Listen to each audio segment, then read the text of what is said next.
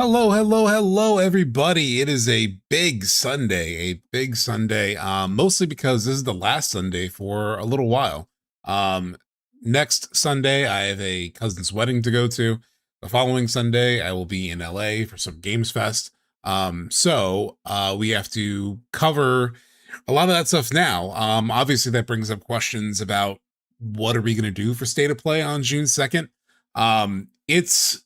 It's an open question still in a lot of ways for me. I am going to be traveling for work on that day, for a meeting that I literally can't miss. It'll be up until about 2 p.m. Central. I'm going to be out of town and be in Chicago for it.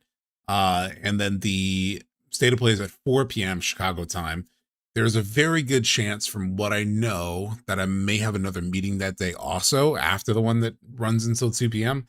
And so if that were to happen, I wouldn't be able to stream it, because I did find essentially like co-working spaces that even have like sort of like podcast setup stuff. So I could book a room at one of those places, and I'd be able to stream from there. But I don't know. Like, I don't know if I'm going to have the opportunity. If it works out that I'll be done with work in time. And I should know, I'll know, a few days before. Then we'll make a plan of it. I'll book the room to I'll, take an Uber to one of those places.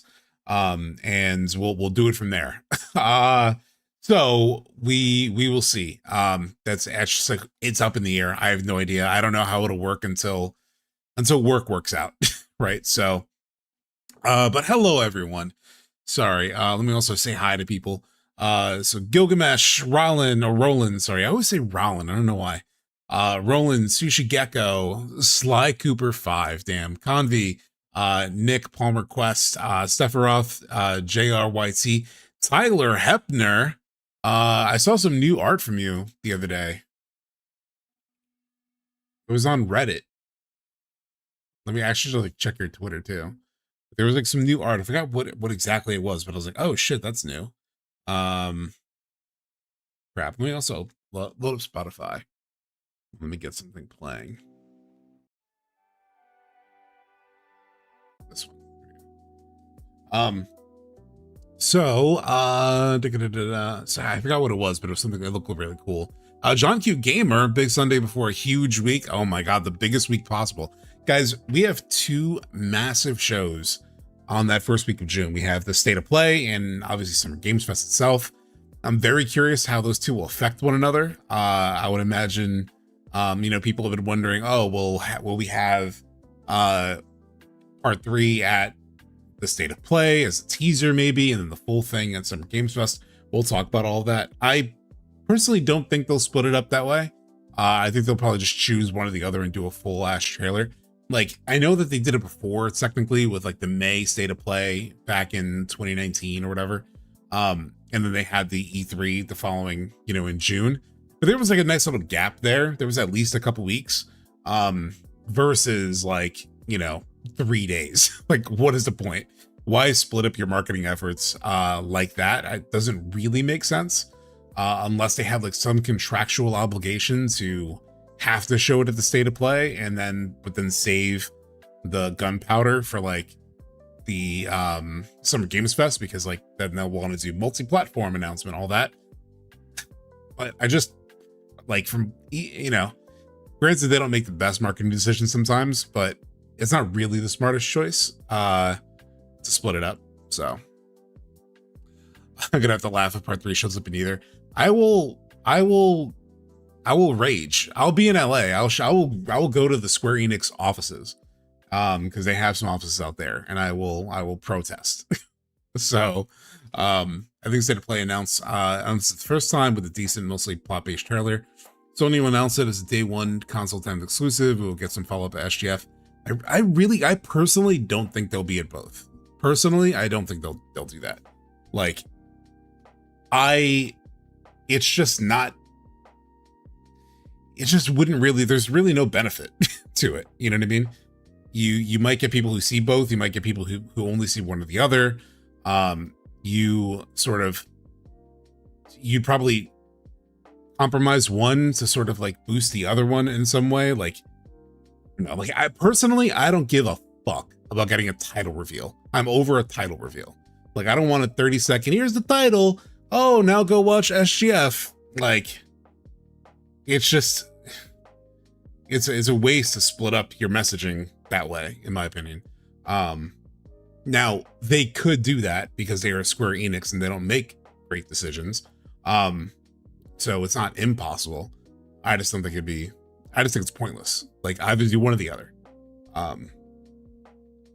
Probably see it SGF rather than State of Play. I'm personally betting more on SGF, just because, you know, they have had such a major multi-platform push. So really the only reason to have it at State of Play is like if there is still like some kind of Sony deal in play. Hey, what's going on, Rashana? If they still somehow have some kind of like Sony deal in place, either for like first exclusivity for like a window, like a 3-month thing or something that they had for Rebirth, or if in exchange for becoming multi-platform, they made a deal to give them like marketing rights, right? So it's like, it'll be multi-platform, but Sony has the rights to sort of like attach themselves to it. Then showing it at a State of Play makes sense, because they would just have to, like, legally. But I don't know. We don't know. We will know very, very soon. We will know, actually. Let's see. Days to June 2nd. Fuck chat.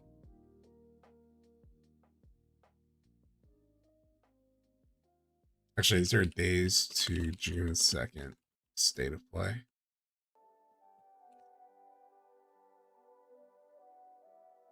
Sometimes that site has like custom ones. They have one for SGF. They don't have it for this one, but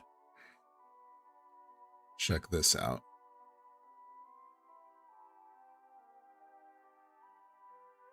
I know people have already said it in chat, but look at that chat. Look at that chat.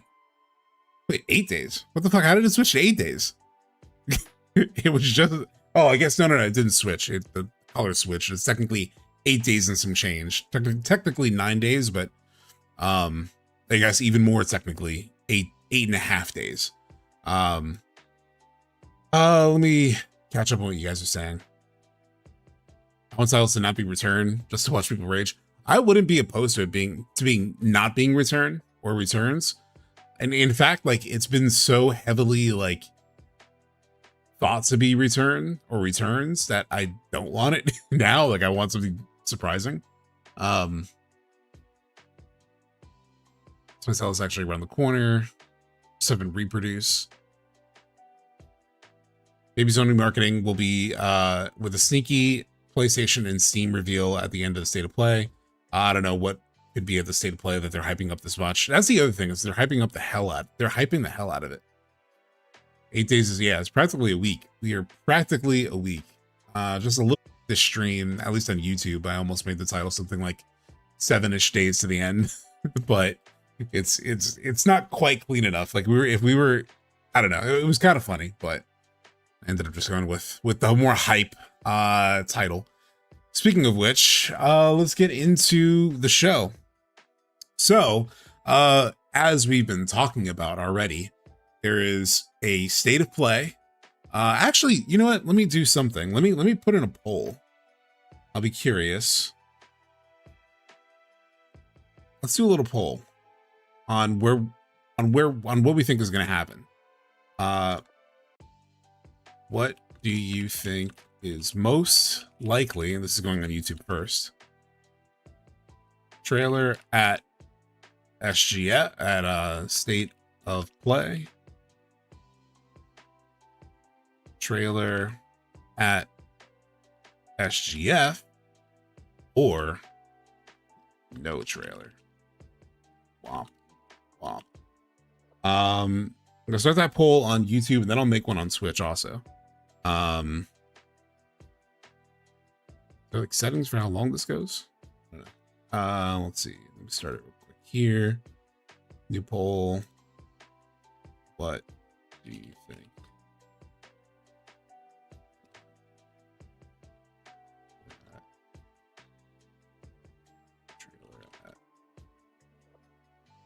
SGF. No trailer. 10 minutes. Cool. So also now on Twitch. So now it polls both on YouTube and Twitch. I'm curious what the general vibe check is. I would assume most people are thinking SGF, and that is my guess as well, but we'll see. Because state of play is not as if state of play is not impossible. We'll talk about it. There was actually a really good point brought up on another stream. I'm not saying it just because like it's part of the fun of the slides that I made. They made a really good point though. And I was like, oh shit, I hadn't thought about that. Oh, an option for both. Fuck, you're right. It's just that in my head, I've already discounted that possibility. Because I think it makes no sense. But yeah, I should have. And I don't think I could add an option. Yeah, damn, I can't add. At least not on Twitch. Yeah, no, I can't add. Fuck. Yeah, if there's nothing, F me. So first to start out, shout out to people on Patreon, my Patreon supporters, Stylic Spartan, the Rayleigh Criterion, Oz, Stefaroth, Ben Bolton, Last Belgian. Your name can also be on this list and down in the corner throughout the streams. If you sign up at patreon.com/subtext_, because unfortunately somehow subtext was just straight up taken, so I had to put the underscore in it.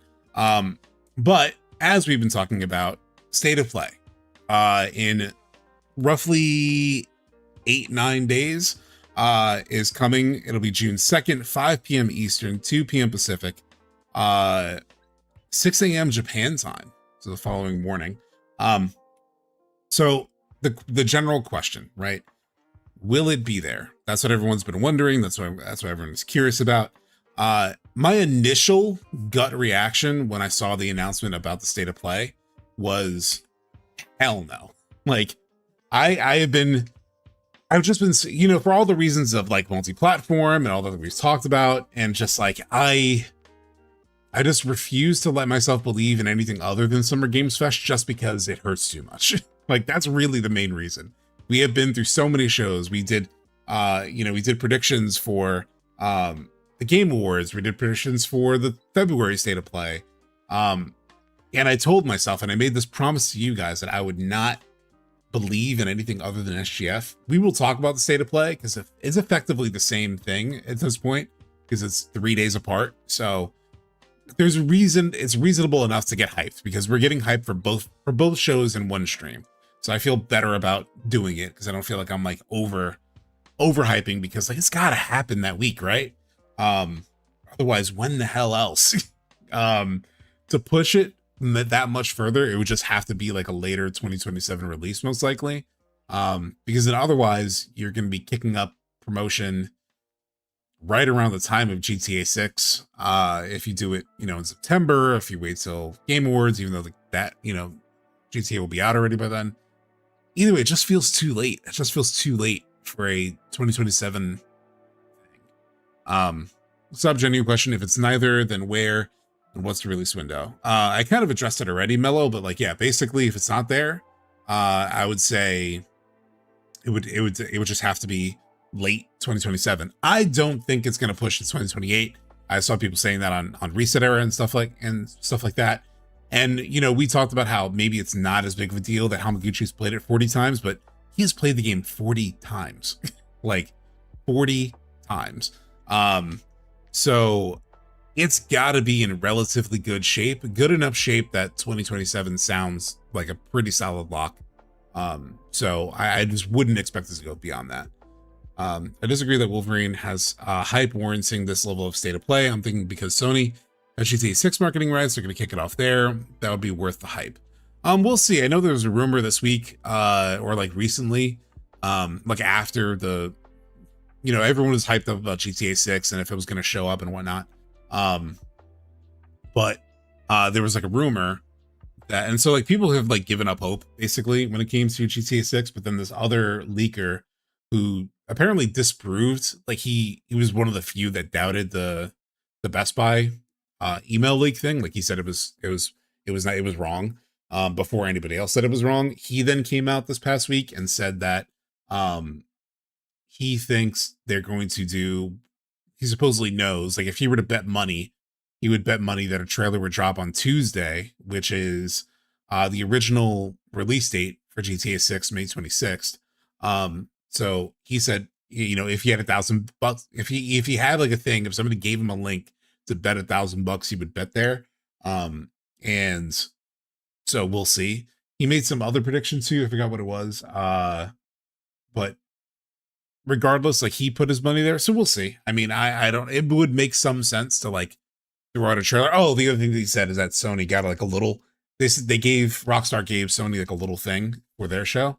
And we'll see. I mean, it does. I mean, they are having like they are putting this thing in movie theaters, right? The Alamo Draft Houses. So, but I'm personally not expecting it just because Rockstar just keeps things. I wouldn't be surprised because they have done. You know, they did their whole like GTA 5. They did like a GTA 5 trailer at a Sony show, like a few years back to promote the PS5. So they have a good relationship. So I wouldn't be surprised if they did do something. But we'll see. And if they already dropped the trailer on Tuesday, then sort of they'll already get the hype and it'll just be like another sort of beat. But we'll see. That game's gonna do units. It's gonna go crazy. Okay, so then I was like, okay, hold on, because this was my perspective. I was like, hell no, I'm not gonna let myself believe in State of Play. I'm only gonna believe in Summer Games Fest. And then I saw something that put me on pause. And that thing actually came from our friends over at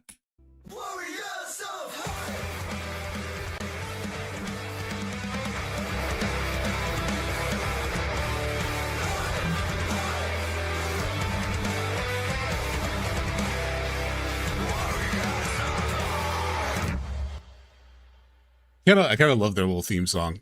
So wanted to play it. But they had this bit in their hype stream on Thursday, where they said this, and I thought it was a good point. I actually had not noticed this. I had not noticed this quote before. Let's play it. This is from 2024. Now, yes, I know 2024. Lots happened since then, and multiplat has been announced, and multiplat is definitely being the big push. I just think the words that are said here are intriguing and relevant for this conversation. Sony Interactive Entertainment has secured Final Fantasy VII Remake Trilogy as a PlayStation console exclusive, according to the Washington Post. Quote, securing the Final Fantasy VII Trilogy as a console exclusive is a feather in the PlayStation cap, reads the report. Sony Interactive Entertainment Vice President of the second and third party content ventures and strategic initiatives, Christian Svensson? That's a mouthful. Said, yeah. Hell of a title. Keep on going. We'll just call him Shield for sure.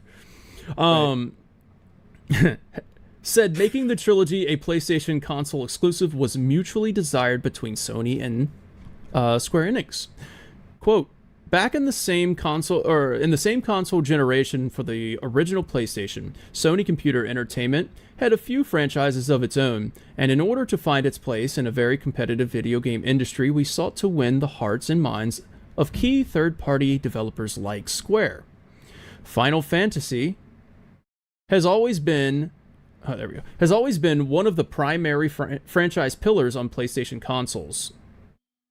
Also stated. So obviously things have sort of changed, you know, since that time. This was 2024. The fact though that like it was noted that Final Fantasy is a feather in their cap, and like sure, this is also a little bit of this PR speak. They're gonna hype up any sort of thing that they do. But if Sony actually does value the relationship that much, even though sales haven't been insane for it, so that may have changed, it would make me think, and I think the guys talked about it here too, that they like they may want to at least retain marketing rights for it. So like in the negotiations, you know, as like a good partner to Square, they could see, you know, how sales wise it's not going. Hey, what's going on, Cam Grundy? They can see that maybe sales wise it hasn't been the unbelievable smash hit that they expected. And they're recognizing this multi-platform shift. They may have made a deal with Square to sort of like loosen up the restrictions on the console exclusivity. It's not impossible. But in that case, I would imagine that one of the trade-offs, and we talked about this months ago, one of the trade-offs would be, hey, all right, cool, we'll let you do that, but at least give us like marketing rights. So at least give us the opportunity to attach it to our brand, since we see it as valuable to have it attached to the PlayStation brand. Plus, you know, we did put up money to help develop this thing, even if it was earlier in the trilogy. I could see that being part of the negotiations for letting it go multi-platform if there was still some kind of restriction. Obviously, throughout the game's releases, they first had like a 1-year exclusivity window for PS5, I mean for the remake. Then they had a 3-month window for Rebirth, so it already did sort of retract quite a bit. So it's possible it's opened up for the final part, but maybe they might want those marketing rights. So because of that, it is possible. Thank you, Kingdom. I'll check out the super chat in a second. So it is possible that they would have, like, it's possible they could be at both. I just personally am not the biggest fan of it. But one way that would make sense is if they drop something at State of Play just because they contractually have to have it there. I mentioned this before earlier in the stream, and then have something at Summer Games Fest so that they can make a big deal out of the multi-platform nature of it. But we'll see. I mean, we'll see. Kingdom Trigger, thank you for the $10 super chat. I think they should advertise that if you pre-order part 3, you get Remake and Rebirth for free. Offer ends at game's launch and need part 3 to sell more than Rebirth. That is what's needed. I totally agree. I mean, they should have some kind of deal for sure. I wondered how they were going to do it. Like, I wonder if they do, because I assume the pricing will be pretty good for whatever, like, triple play, like triple package that they have. Because for the double pack that they did for Rebirth, it was like, I think it wasn't it $70, chat? Like either 70 or 80, and you got both Remake and Rebirth. So they could, you know, announce a really aggressive, like, pre-order bonus thing where either it's free or it's insanely discounted, like $20 for both games, something like that, or $10 for both games. I mean, we'll see what they do, but either way, I do think they should have some kind of, like, you know, a pre-order pack that's like $100 for all 3 games. They could do something like that. I'm against the existence of pre-orders at all. I know people are. I don't understand why people are so negative against pre-orders. I mean, I would have to, like, I guess, do my research on it. It's kind of pointless now in the realm of, like, in the realm, like, there's not a lot of, like, physical releases anymore. But in terms of, like, if it's, you know, if there's a pre-order bonus where it's like $100 and you get whatever, I don't know. I'm not super against them, you know. Like, there are people who like Nick, who's like, I hate them, you know what I mean? But I haven't found them to be incredibly exploitative. Like, if like the only kind of, like, fairly exploitative pre-orders I can think of that I've personally experienced is like NBA 2K games, where they have the pre-orders that give you, like, basically they've made it so that the only way to sort of, like, really enhance your character is to have enough virtual currency to, you know, upgrade your player, and it takes a while to earn that through regular, like, in-game process. So usually people buy the higher order pre-order pack so they can get enough points to upgrade their character, like, immediately. So there's, like, that kind of stuff, but, you know, I don't know. I'm not totally against it. I mean, they have to sort of, like, it's business, you know what I mean? It's a business doing business. If it was, a lot of times I don't even bother with them, because a lot of times they're like skins and, like, things I don't really give a shit about. So I don't know. Like, is it a little shady? Sure. But I think all businesses have, like, bonuses that they try to offer people for like a lot of different kind of goods and services to sort of, like, you know, incentivize you to pick it up. It kind of, it, like, the issue with pre-orders is kind of the issue with, like, capitalism as a whole. So it's like a big ass thing to take on, like, the reasoning for it. Pre-order disc collection should be full trilogy, cool ass collector box. Yeah, I do want to get, like, a really cool, I wonder what the physical bonus will be for it. But anyway, so these guys brought up the really good point of how Sony has talked about the partnership. The other thing that's amazing that they pointed out also is in this article, it's right here. Take a look at this. Where was it? Oh, Final Fantasy VII Rebirth director Naoki Hamaguchi. Somebody like actually corrected the way that I said it in comments the other day. It was something like Naoki Hamaguchi. I don't know. Anyway, Naoki Hamaguchi added, I definitely want to address the same for what is likely expected from our experience with the High Wind to explore the world. So he has been talking about the goddamn High Wind since March 2024. That's when this article was, March 2024. Like he has been talking about the High Wind so goddamn long, and I know people have been like talked about like, oh, the High Wind won't be in the first trailer because like they'll save that. I heard that a little bit when we did our last set of predictions.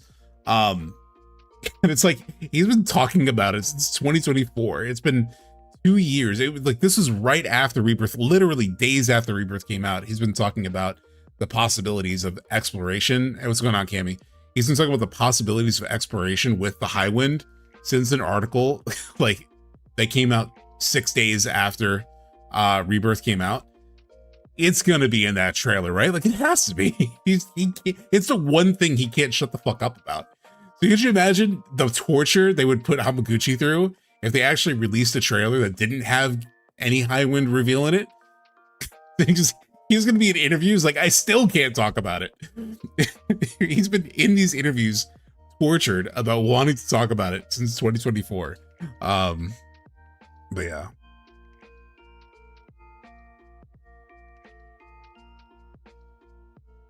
Sorry, I'm just like quickly breezing through chat.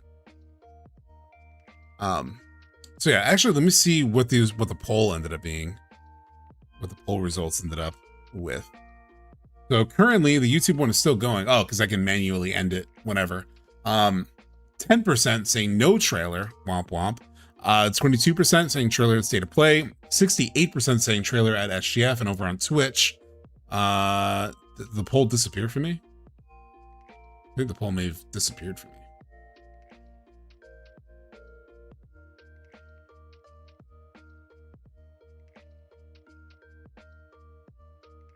I guess I missed the poll results.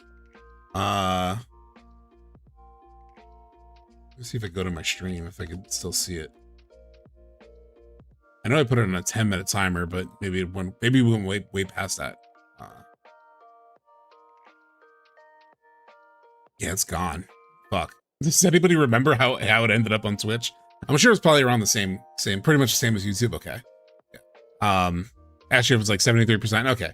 So everyone here has a proper hype level. I think we're all kind of in the same boat. I'm also definitely pointed more at Summer Games Fest and State of Play, but we can still talk about it, especially because of finds like this, which I do think is a good catch in terms of like how Sony itself sees the impact of having FF7. A big reason for hoping to get a trailer that week is because Hamaguchi recently switched over from saying soon to the prep for the announcement is underway. Yeah, I mean, John, I would love to feel that way too. I just don't know what to make of Hamaguchi's words, because he said, in the near future and soon, like back in September of last year. So preparations for announcement could be for the beginning of June. It could be for, Tokyo Game Show. Like that would also technically probably be in the realm of the time frames that like seem reasonable to Hamaguchi. So I don't know what to make of his sense of time. Hamaguchi is like Zack and Biggs in the Zack verse, where it's like time. I don't, time is weird. I can't keep track of time. So, but I do think it's reasonable for it to be, in this like period of time. So if you ask me now, will it be there? Will it be at the State of Play? I'm more like this now, where I don't know. I wouldn't like, I was thinking no. But now I'm kind of like, it could be. I wouldn't mind it. Here's the thing, chat. I wouldn't mind it. It would mean that we get it 3 days earlier. It means that I could possibly, at the very least, like record a reaction to it. Because if it's at Summer Games Fest, I'm planning to be there in person. I'm planning to be at SGF in person. So, I mean, if it comes out on the Tuesday, I can do something about it. I can book a room and either react to it or do a stream afterward and like break it down with you guys. There are options that I have for like doing content like right then and there. So I wouldn't mind it. It would be, like I said, 3 days earlier. We would be 3 days sooner to the hype. So where is SGF? It's in LA. It's in Los Angeles. 50-50 on state of play, but if it's not there, then it's 100% SGF. Yeah, that's what I'm hoping, Brainbox.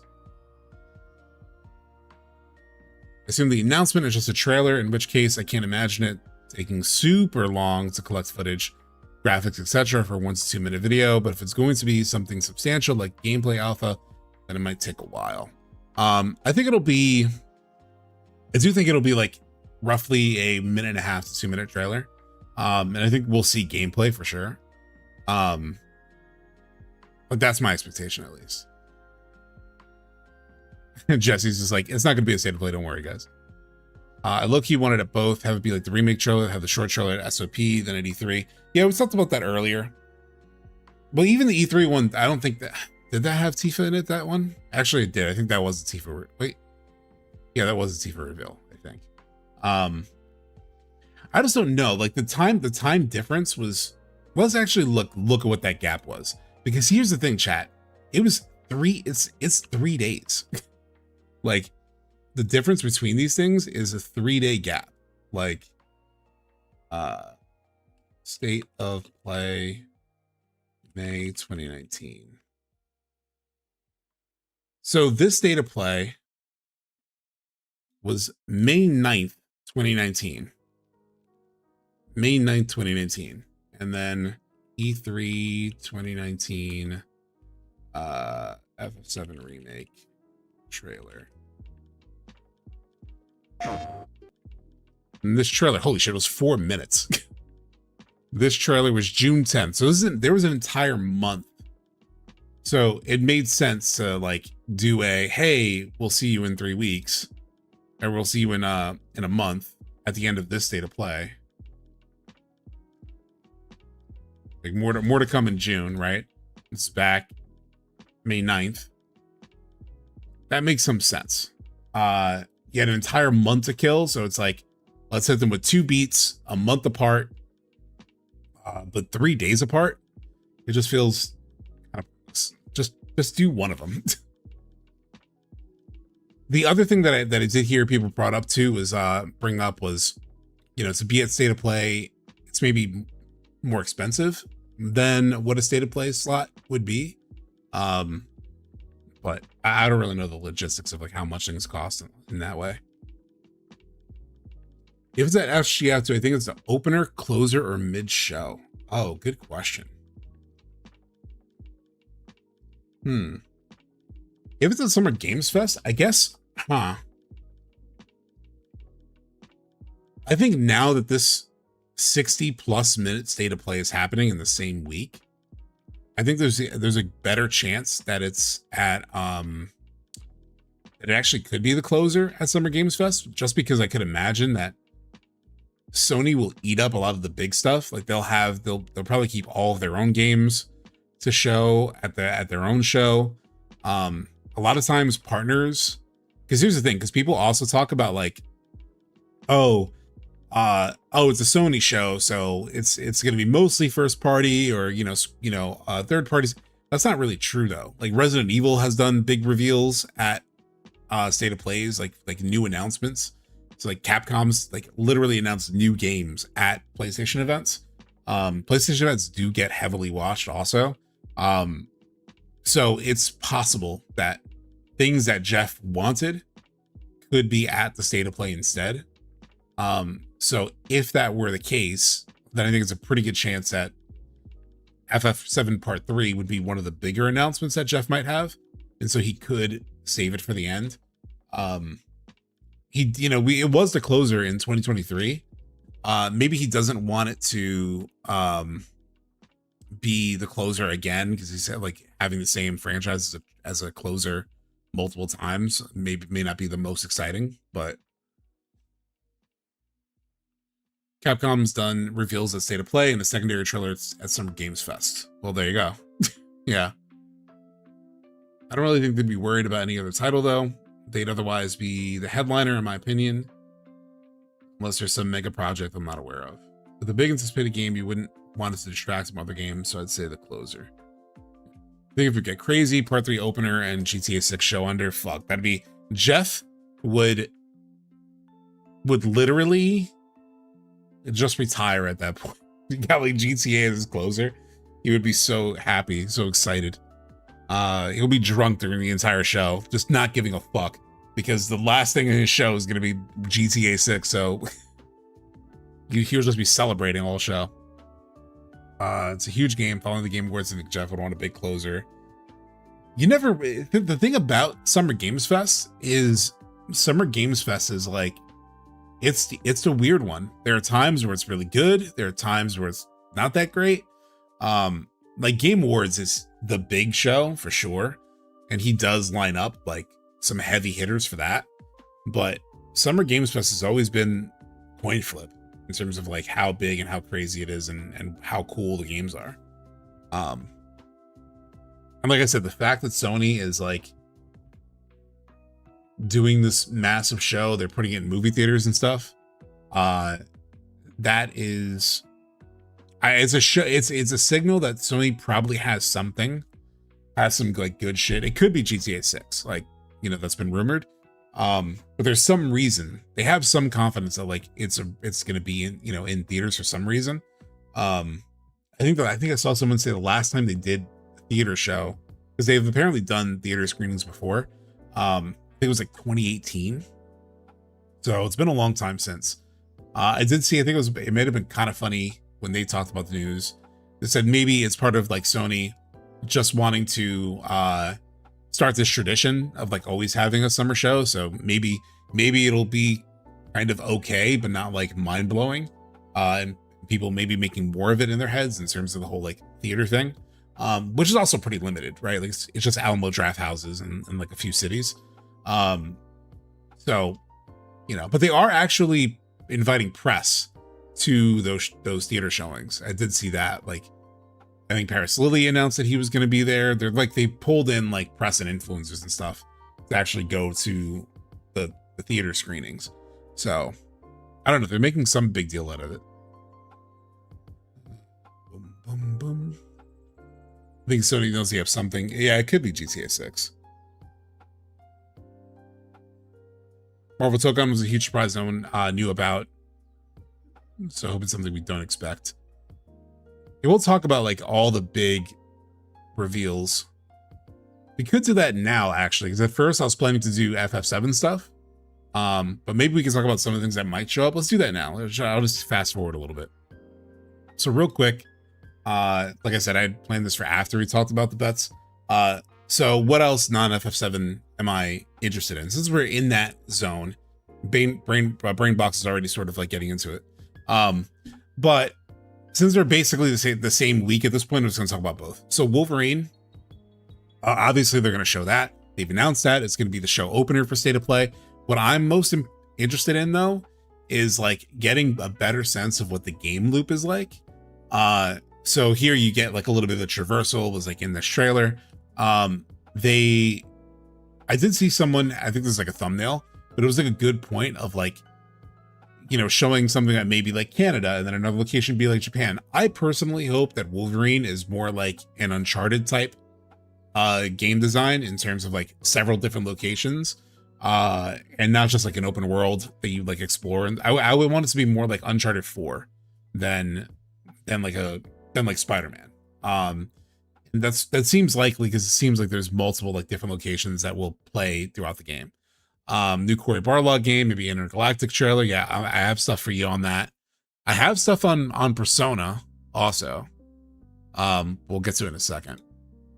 Another big thing that people have been talking about is if this Faye game will finally show. So this rumor popped up from Nate the Hate like a couple months ago. And it talked about, you know, how Faye is going to be the lead for this show, this game from Cory Barlog. Kingdom Trigger, thank you for another $10 super chat. Thanks $10 super chat. Thank you so much. There's rumored RE Code Veronica remake for early 2027, and the Resident Evil brand is so much bigger than FF now that Jeff would choose that over FF7 for a show ending. I agree with that. I do agree with that. Like, and that's actually, Kingdom, you bring up a really good point that I hadn't considered in terms of this, like, basically the horse trading of these like two shows that are happening in the same week. Is, would things that may have happened at SGF be moved to the state of play because of things like that? Like if Jeff were, you know, preferring certain franchises or certain things, or even vice versa, you know, did some things move to SGF because they ended up choosing to be in the state of play? So that's a big factor. And I do think Resident Evil, even a Code Veronica, which is not super popular, but does have like a big cult following, that would be a big announcement. And I do think would be like, it would make a big wave for sure.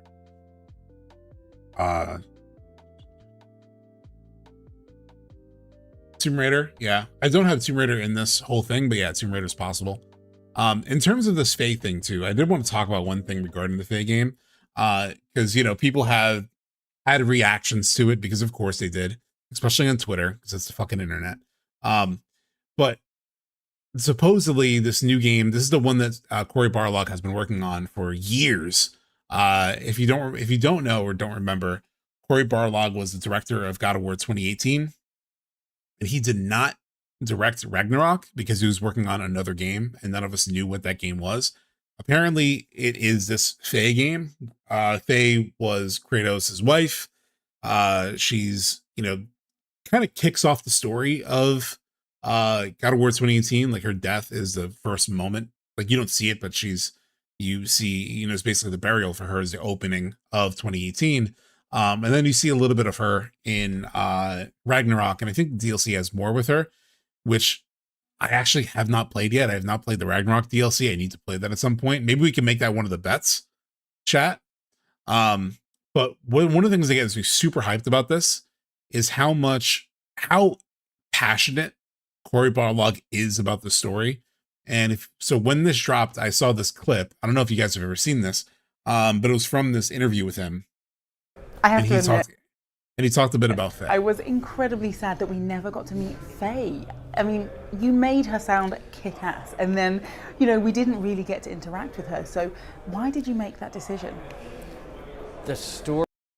Oh, and Tom, I did play Ragnarok. I just didn't play the Valhalla DLC. Story of Faye and Kratos meeting bears less weight when you already know everything, or when you don't know anything that's coming ahead, right? Meeting her needs to actually feel like something that you already know the story that we told here.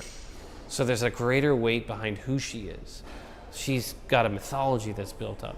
So that first meeting and the period of time that they spend together, so much of it is not about fighting or action.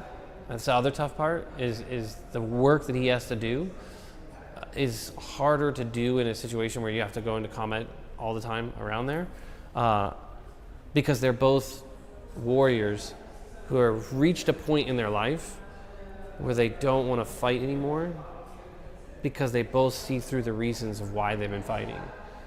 And meeting at that time, at that exact moment, when both of them are willing to set their weapons down, right, changes fundamentally both of them. And I think, because a lot of people say, oh, who do you identify with, what character in all of the games? And Faye was the one I identified with the most, right? Because I was not there a lot for my kid while he's growing up. I tried to be, but there's a lot of work going on. So I was kind of like Faye. And my wife is kind of like Kratos, going with our son, Atreus, on their journeys, right? And I'm just there occasionally being able to be part of that. And for me, I thought that was just as important, because it wasn't like I was not present at all or not wanting to be present, but things happen, right? And I think for her, I wanted to have a character that felt like there's a really strong reason for why they're doing it, but you get to know her throughout all of this, and you also get to understand that she has way more power than all of them. She is actually the controller of so much within this universe, So that way we build this up Fascinating. to when you actually do get to see this. And I don't know how we're going to tell this or when we're going to tell this, but I really want to tell that story of Kratos and Faye meeting. So he started this answer like, how long ago was this that we started? Like, I think it was around the 31-minute mark. Bro yapped for like 8 minutes So about a character that technically people knew nothing about at this point. Your Because this was, why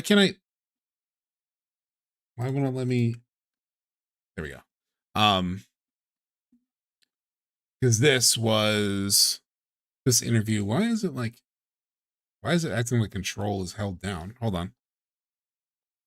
Why is my keyboard acting funky?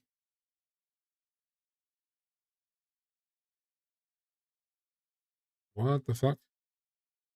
I don't know. My keyboard is acting weird. Oh, fuck. Wait, why is it? My keyboard is acting like I'm holding this.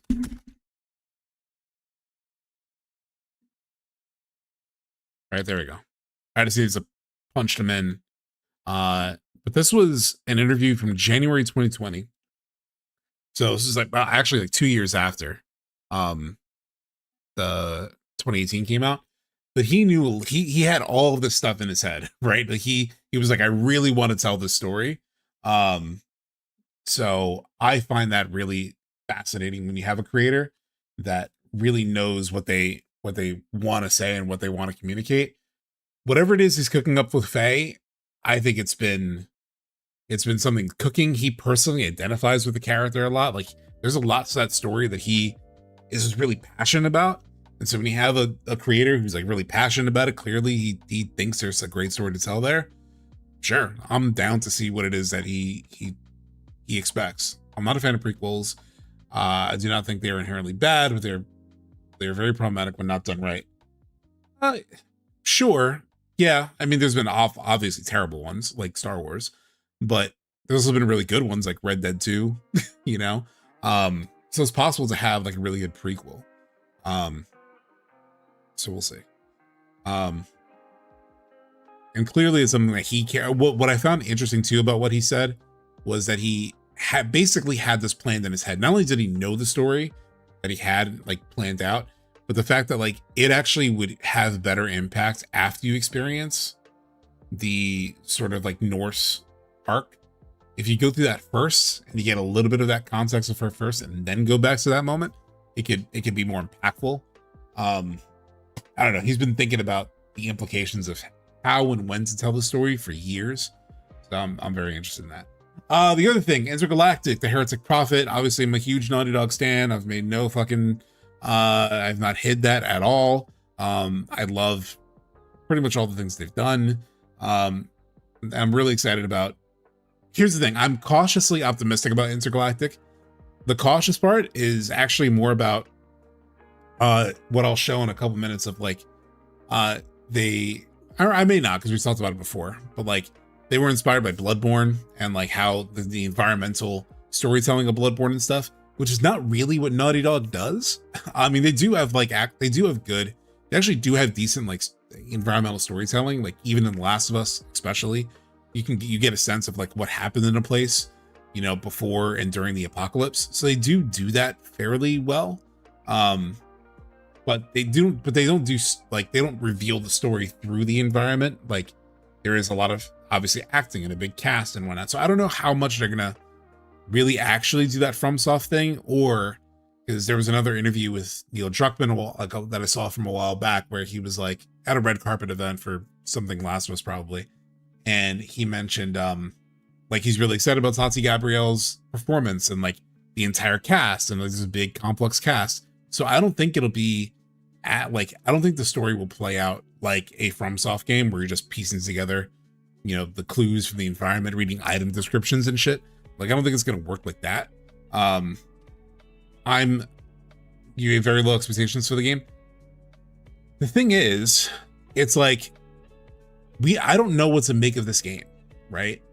And I did like a little deep dive into this at one point, where I was like, because I also was kind of not super hyped by the initial teaser. I was trying to figure out why I wasn't super hyped about the teaser. And the big thing that I took away was you don't really know what the fuck the game is yet. Because with the teaser for The Last of Us, let's watch The Last of Us teaser real quick. The Last of Us teaser trailer.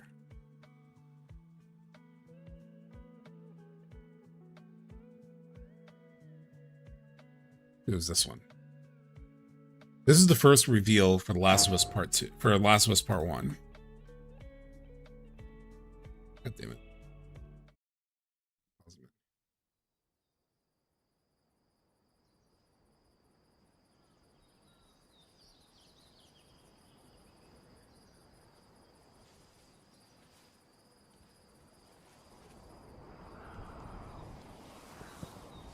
This was a really good teaser.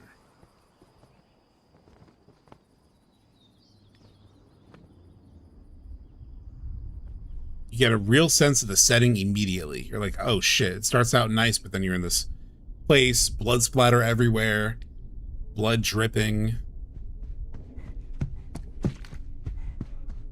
Young girl, that's unexpected. Oh man.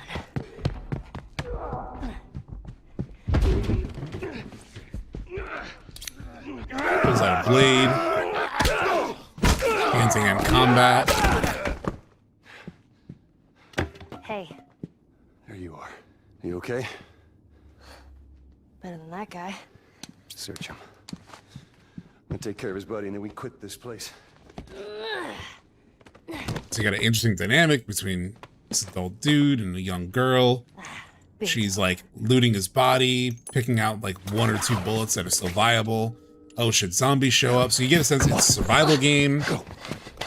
There's human enemies. There's these zombie-like things. You get like a real sense of what the fuck this game is. And then there's like exposition at the end that explains the general premise, This is our right? routine. Day and night, all we do is survive. It never lets up.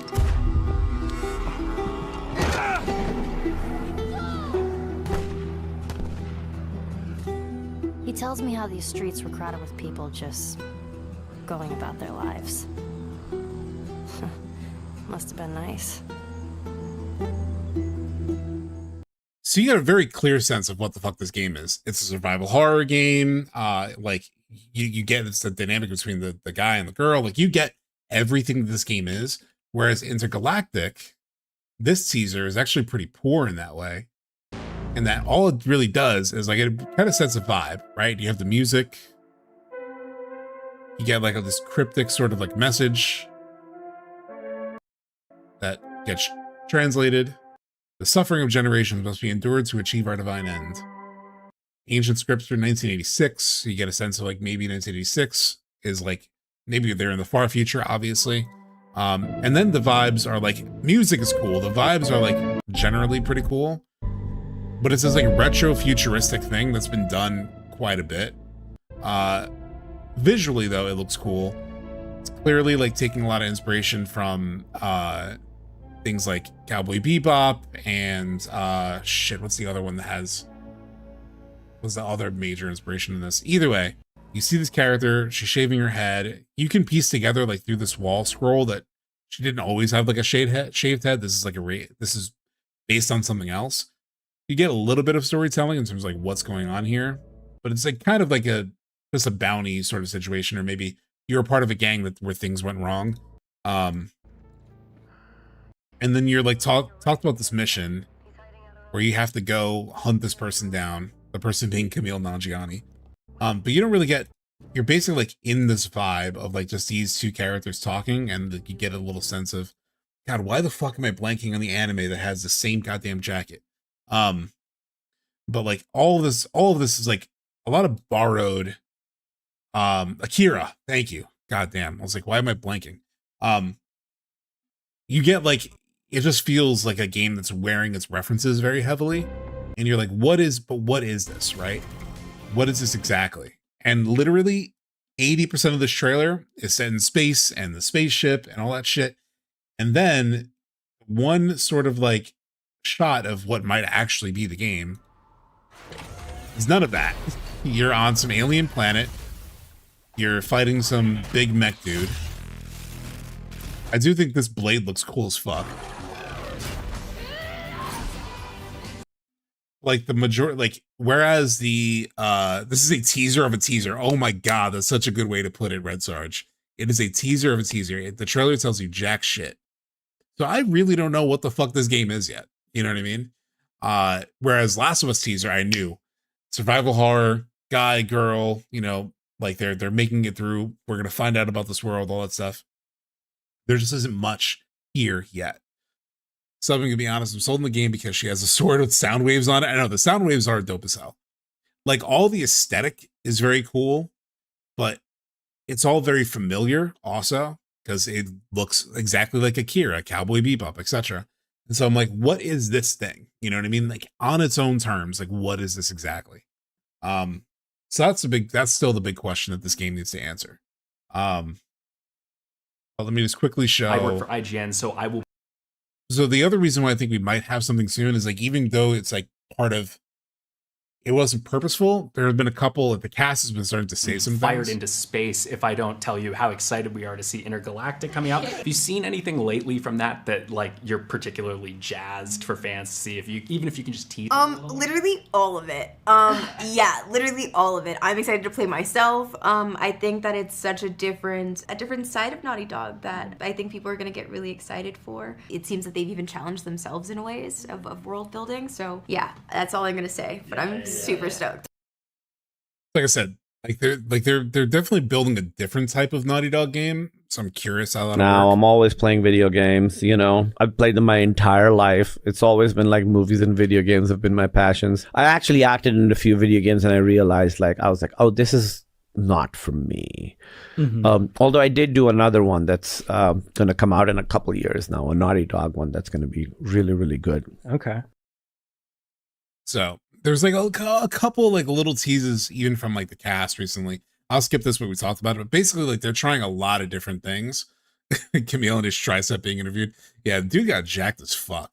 But the in here they you know, they mentioned the Bloodborne thing. I already sort of talked about it, so I'm not gonna belabor it. Reasons. But, like, they're definitely trying a different type of thing. So I'm very curious how this is gonna come to life. You can see the Bloodborne inspiration like here. They talked about the Bloodborne Something thing. we were looking at. I don't know how Naughty Dog can execute a FromSoft like, if they can even do it well. Another thing to keep in mind, somebody brought this up on another podcast I was watching. But somebody mentioned, like, could Uncharted even have a showing?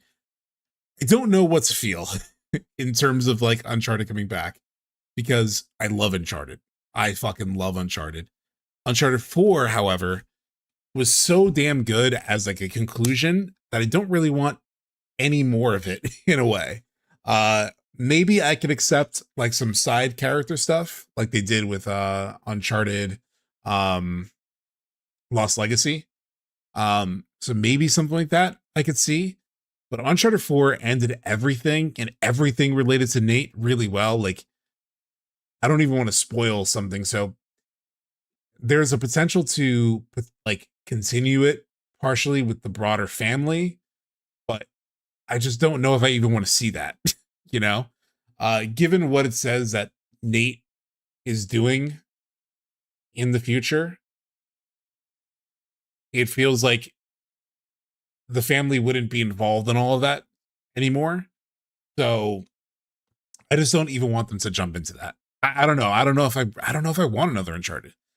Maybe an Uncharted remake? I don't know. I could change my mind if they make something really great, or if they make something cool with like his brother, or like I said, side characters, like they did with Lost Legacy. I don't know. Unless it's a spinoff, I'm not interested. I know, right? Do people select the Uncharted movie? I don't know, actually. It was weird. It wasn't as bad as I expected, but it was weird because, like, what's his face? Tom Holland just isn't really a Nathan Drake type person. I mean, he played what he could do as well as he could. But he just isn't a Nathan Drake. And then having Mark Wahlberg as Sully was interesting. He was not Sully at all. I don't know. It was a weird movie. It could have been, I will say, I expected it to be god awful. I don't think it was god awful, but it also wasn't technically Uncharted. So I don't know. Uncharted 4 was a good send off to Nate and Company. Would kind of diminish that if they just brought him back. I know, out of mana. It reminds me of the Toy Story dilemma, right? Where it's like Toy Story 3 ended so well, and now they're up to like Toy Story 5. And like 4 was actually decent. It was like better than I expected, but Toy Story 3 was still such a perfect send off. You know what I mean? So it's just like I just don't know if I want any more. I do want more, but I don't want to ruin what they made. You know what I mean? I don't know. Maybe they do a remake. If they do something Uncharted, because it does seem like they are. There's a second team at Naughty Dog doing some stuff. Supposedly, the second team is like, it's not supposedly, but the second team is directed by a guy who worked on the Uncharted game, so it makes sense. And they could do something like, if they already have Intergalactic, they might not do something big, but they could do something like they did with like God of War Ragnarok, where it's just like a teaser. Yeah, Uncharted 1 does not age well. Holy fuck. The gameplay on Uncharted 1 is awful. Like, it's really rough. You could tell it was their first time with that kind of game. Uncharted 1 plays pretty bad. But Uncharted 2 and beyond are like, gameplay wise, are really good. Uncharted 1 is still like a fun, story romp though. What's going on, Darber? So real quick, speaking of PlayStation Studio stuff, another thing, interestingly, Infamous. And I actually never played the Infamous games. They came out when I was like not really gaming as much.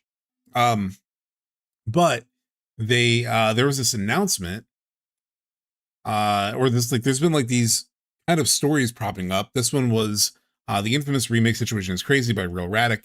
And this clip, so basically, one of the guys from VGC, Video Game Chronicle, talked about supposedly hearing about he teased an Infamous remake in like some kind of podcast, and then but it was very brief. It was like, he said like 10 words. And then this Time happened. Funny Gamescast, Greg Miller, who is a huge fan of Infamous, by the way, called Jordan mid-podcast to ask for some clarification. And, well, here's what he had to say. I was talking on VGC, the Video Game Podcast, and what I know is that I was told, at least at some point, that an Infamous project is in development somewhere at PlayStation. Now, you may notice that this is not reported as a story on VGC, because it's not something I can stand up with two sources, but you hear things on the wind. Yeah. And I feel like my wind has a pretty good track record. Whoa! When are we going to hear about it? I've absolutely no idea. When I was told about it, I fully assumed the person was referring to a remake of 1 and 2. I don't know that. That wasn't told to me directly, but that was very much implied. But yeah, obviously, Sony, they could just bin it off. It might have been something that started and never got any legs or anything like that. But that's at least what I've been told. And so, interesting little, some reliable wind, very reliable wind. But interesting, cell phones from the 90s. Oh, shit. Mello, that's hilarious. Yeah. As long as the platinum doesn't require me to send an opponent's grenade back at them again. I assume that was tough. I never played the Infamous games, but I've heard people really love them. Obviously, a lot of the mechanics, I feel like, because it was an Insomniac game. I think it was pretty much their game before Spider-Man. They also had that one on Xbox that was in between. But I've always heard it's good. I just never played it. So I would personally be interested. Oh, Not Hard was very annoying. Got it. It was Sucker Punch. Oh, you're right. I thought it was Insomniac. What was the franchise Insomniac did? Or I got it mixed up. So it was Sucker Punch. Oh. So yeah, I don't know who's working on this. Was it just Ratchet and Clank? Maybe I'm thinking of Sunset Overdrive. That was one of, because I mix those two studios up all the time. Insomniac and Sucker Punch, I feel like I mix them up all the time. But anyway, another thing, let's quickly move through some of these and we'll get to FF7 because I know people are probably anxious to get to the FF7 talk too. Jedi 3, the third Jedi game, what I didn't realize was, one, that it's the final chapter in this whole thing. Secondly, that actually this article confirming that it was in development actually came out in 2024. So it was announced, it was kind of mentioned and announced a while back from EA. I only played Jedi Fallen Order. I have not played Survivor yet, but I have friends who swear by Survivor and say Survivor was amazing and the story was incredible. That's what I've heard from some friends that I have. There's like one friend who's like, you gotta play it. He's been like waiting for me to play fucking Survivor forever. I really enjoyed Fallen Order though. I enjoyed it more than I expected. So supposedly is the last one. I do know that the director of the first two games left Respawn at one point. So it'll probably have like a different director and stuff. So I wonder how it works out, but there's probably people on the team who could pick up the director role and whatnot. So, curious to see if we see this because it's been around a while, or it's been in the works for a little while. This could be either State of Play, it could be Summer Games Fest, whatever. Kenna 2, I would love to see the Kenna Scars of Cosmora. I do need to beat Kenna 1 still. I only ever made it halfway through. That could be a stream game, actually. We could actually do a stream on that too. It's less of a story, really. More of a gameplay thing, but it is a fun game. So, and then Control Resonant, we'll probably see more of that. Another thing I'm wondering about is Persona 6. Where the hell is that? It is Persona's 30th anniversary this year. I don't know if I haven't looked up if they're planning any kind of event to talk about anything or anything like that. So maybe it won't show up at one of these two shows, but if they're smack dab in the middle of their 30th anniversary year, just curious if we see like show P4 Revival first. Have they not shown Persona 4 Revival yet? Did they just announce the title like that it was coming? Because I know there's official news, right? And they're like officially just a teaser. Okay. So yeah, maybe they show Persona 4 Revival then first instead of 6. Or what if they did a double whammy because it is the anniversary? What if they like do a proper trailer for 4 and then do like a tease of 6? I don't know. I'm just curious where the hell 6 would be because I know people have been wanting it for a long time. And Phantom Blade Zero, obviously be very cool to see that. And I think that's the end of what I prepared for this part of the conversation. Obviously, there's also Kingdom Hearts 4, I guess. I don't know. I just feel like, one, I don't play Kingdom Hearts, so I feel like a little bit of a poser if I would like to bring it up. But also, I just don't know how you predict Kingdom Hearts. Like nobody could predict it. So do we think they would actually do Kingdom Hearts and Part 3 in the same, week? Would that even be... Squares need stuff, but I don't know. I just feel bad for my Kingdom Hearts friends who've been waiting for so long. And I may be one of them. After a new Yoko Taro game. I don't know. Well, is he working on, because I know he's working on the Evangelion thing, but I assume he could have more than one thing going.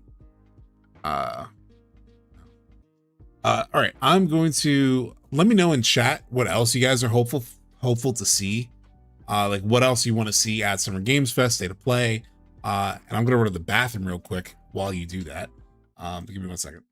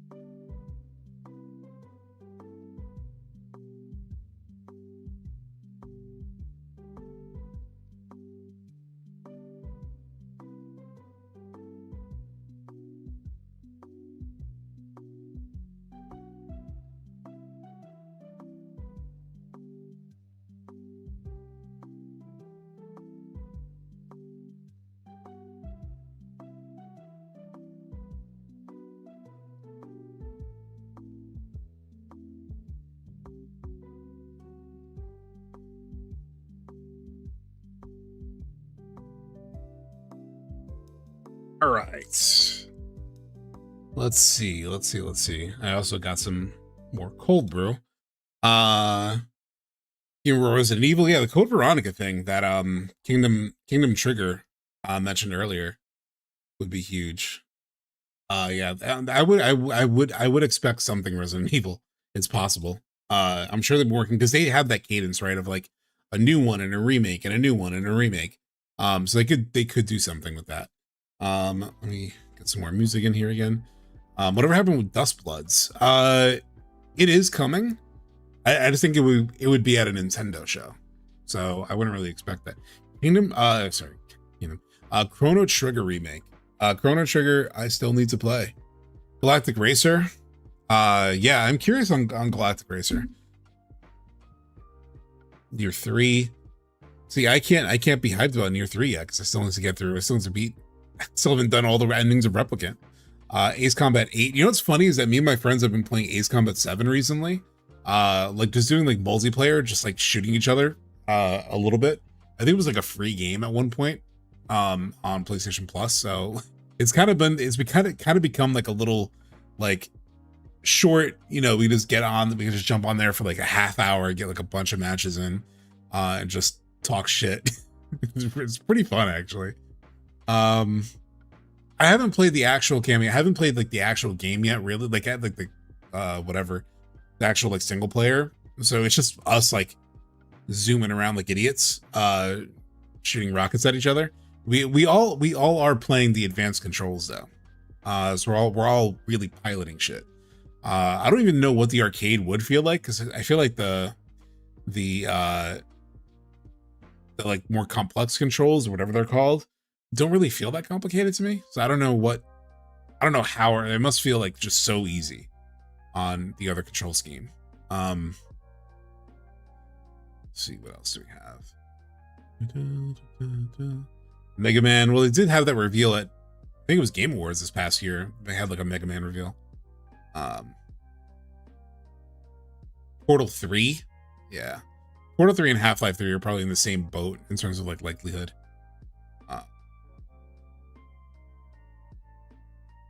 Really do hope 7R3 releases by April 2027, even because the sun sets pretty early where I live and love playing games at night.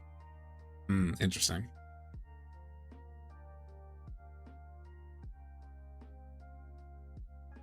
Fun. The story is pretty fun, honestly. Oh, really? Advanced controls is the way. It feels rewarding.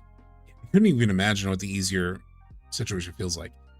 Okay, so part 3.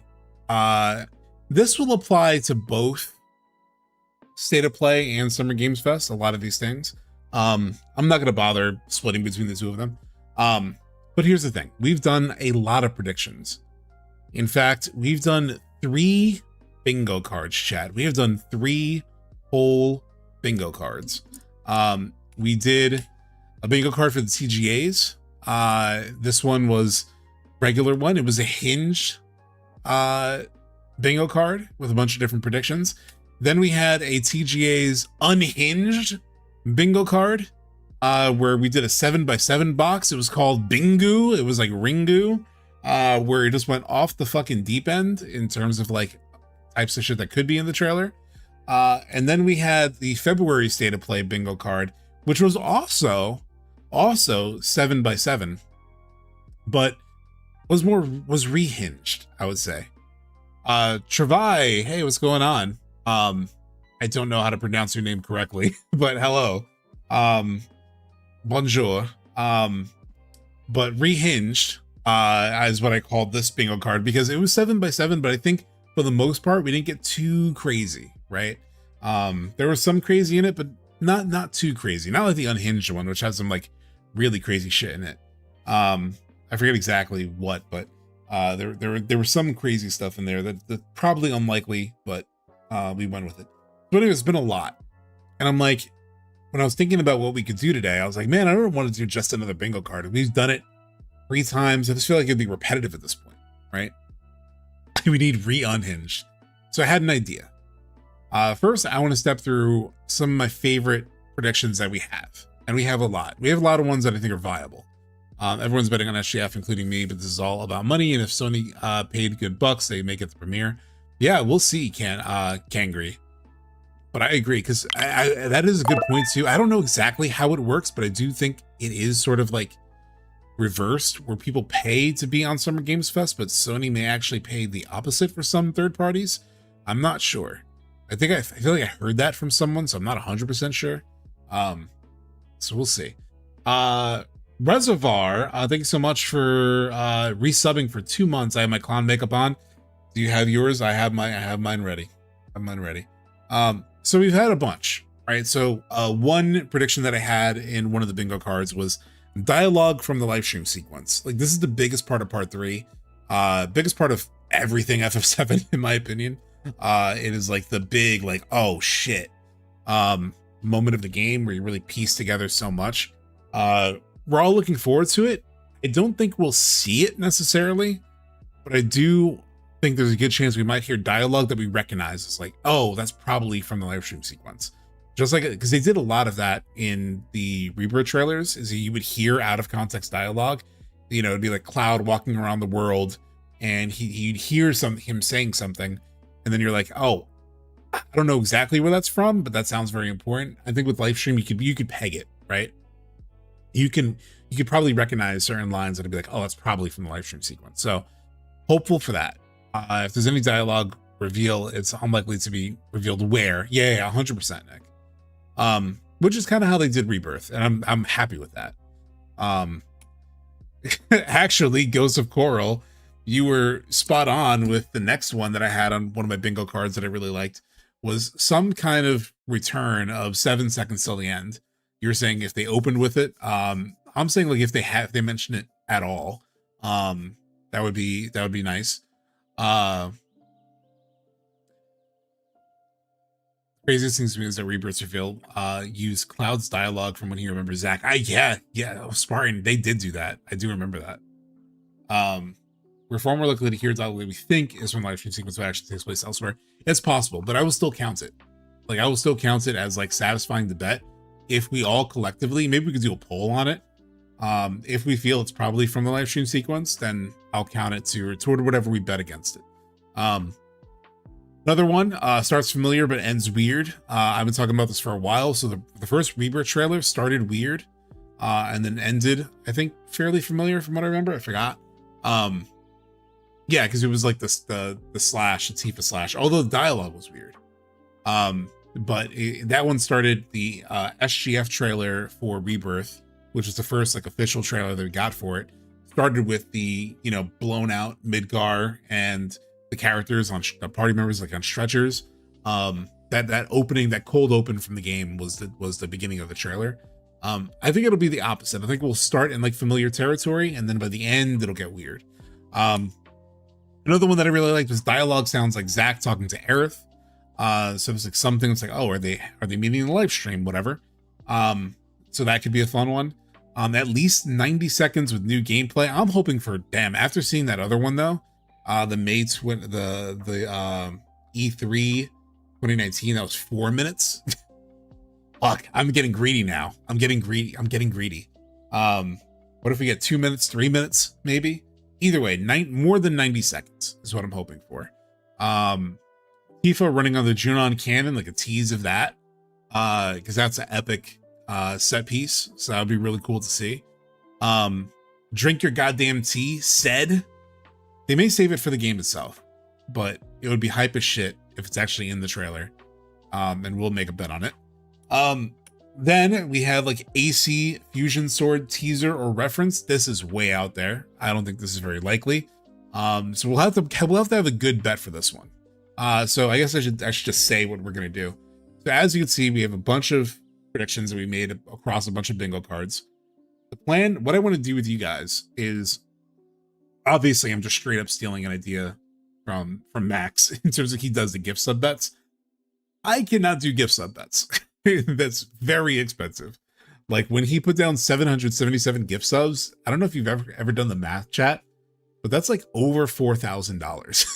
So a lot of money. I do not have the money for those kinds of bets. So instead, we're going to do a different type of betting system. The betting system for this one is going to be, I'll just show it right now real quick. is we're gonna have a prediction and we're gonna have a bet next to it. And so to give you a hint of the first one, I'm locking this one now, but I want you guys to help make all of these with me. Release date announcement. I kept this spot open as like an example. So not a window. Date. If we get a release date announcement, then the bet on that is play all of KH on stream. Because this is a big swing. Like that's a big one. Like getting an actual release date, I don't think is very likely. So it needs like a big enough bet to go with it. So I'm taking the spirit of the gift sub bet, but I'm doing it within my fucking means. Pineapple pizza. We could definitely do a pineapple pizza one. It would not be punishment though, because I kind of enjoy it. Weirdly enough, I enjoy it. So where are we at? So that's what we're gonna do. So to go through all of these, that's a massive commitment. I know exactly. And so it needs to go against like an unlikely thing. All right. So, but we could do like a smaller one. We could say KH1 or something like that. If we wanted to. How am I with spicy food? Not great. Not great. Although I didn't like my spice tolerance has been building over the years. So like a few weeks back, I got Indian food and I ordered it with like mild heat, and I just tasted nothing. I was like, but that's how I always had ordered it for a long time. So then I ordered it medium, like a couple weeks ago because I wanted it again, and it was like a little spicy, but it didn't fuck me up. So you wouldn't agree to West African food. They use all kinds of habanero peppers. Oh shit! And here's the thing: odds are I could probably find good West African food here in New York too, because we have a good representation of everything here. You can find a good version of almost any cuisine. So, but we'll see. So I'm down for any kind of bets like that as well. I will eat something spicy. That could be one of them. I will bitch out at some point though. I don't want you to die on stream. Yeah, I'm not gonna get anything crazy spicy. But one what the fuck moment that doesn't fit the OG. So it's another bet that I really like, is getting something that we all can agree is like, oh, that doesn't really fit what we know about the OG thing. It's actually probably a pretty likely thing because we've had that, and I feel like in both Remake and Rebirth, like even in Remake, just seeing the whispers would fit that criteria. So this is actually pretty likely. Hair in the Sky / rainbow appearance in the trailer. Zack outside of Midgar, because so far we've only seen him inside of Midgar. Well, other than like, you know, on the cliff on the outside of it, but like in the world, in the broader world, Zack in the broader world. Let's Mosey being said, as like a hype moment for fans. Release window early 2027. Medial tease. And then I had a note of like not specific story context. I don't even remember exactly what I meant by that, because I feel like a Medial tease would be obvious. I guess it's like you would see Medial, but you wouldn't like get the story context maybe. Then revisit tease of the Zack DLC ending. So when he goes to the church and she's not there, it doesn't really fit with anything else we've seen that we saw in Rebirth. Sid gameplay. Tease / question about Aerith's status. Title is not return or returns, and no clear exclusivity. I think that's the last one. So, like I said, had an idea of like doing bets. Let's do it, chat. We'll do it together. I also did have a master bet list. So I'm curious, actually, how do you guys want to do this? So I created a list of possible bets that I just brainstormed last night.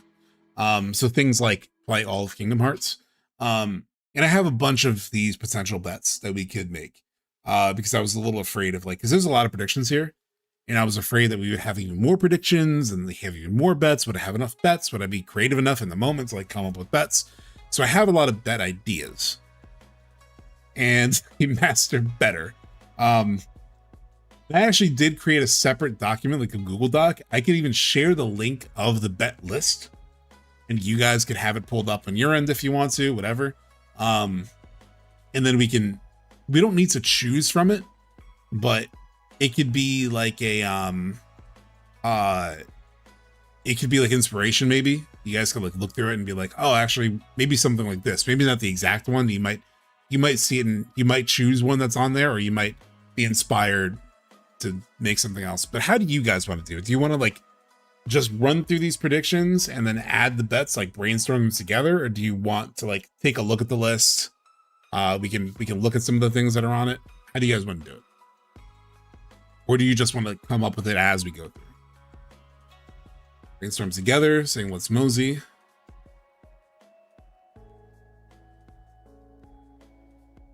Just come up with it as we go. Okay, we'll start.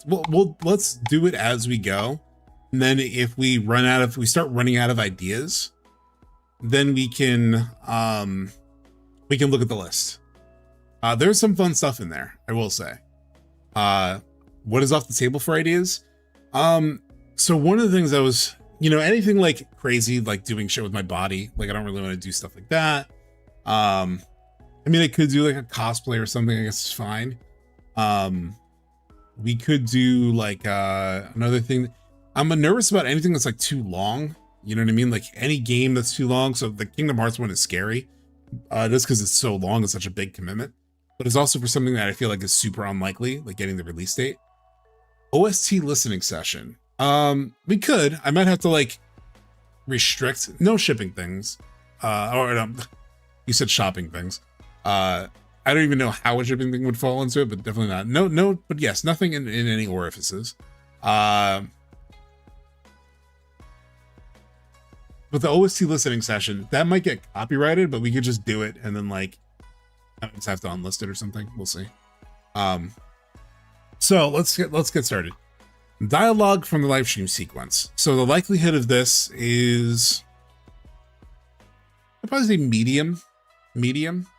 But what do you guys want to bet for any kind of dialogue from the live stream sequence? 1 sub per bet. Let's not do subs either, because that's just like, I just don't want to do the max thing, Ace Combat 7 story playthrough. Stream Mega Man 12 when it comes out.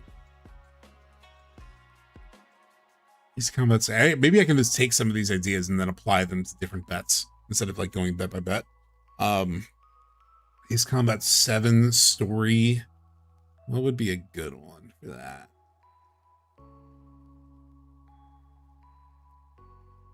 You know what? For Tifa running on the Junon Cannon tees, Ace Combat 7 story playthrough. And we can veto some of these later. Like maybe we'll get a full list and it'll be like, actually, let's do something instead of this one. Make another long form video.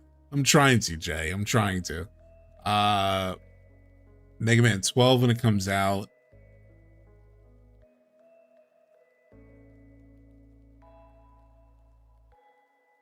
Mega Man 12 for Let's Mosey. I was just thinking about making a video in defense of Charlie's vital role in part 3. FF10 replay was on my list. That's a big commitment also because it's a long game. Okay, Dirge of Cerberus playthrough. Zombie. So this is we'll put the bet first. Dirge of Cerberus playthrough. Because I will also bet a Dirge of Cerberus watch, like a view, like we'll watch and react to it together and like dissect it together. That'll be a separate bet. But for something as big as a Dirge of Cerberus playthrough, which is going to be painful, then we need something very unlikely.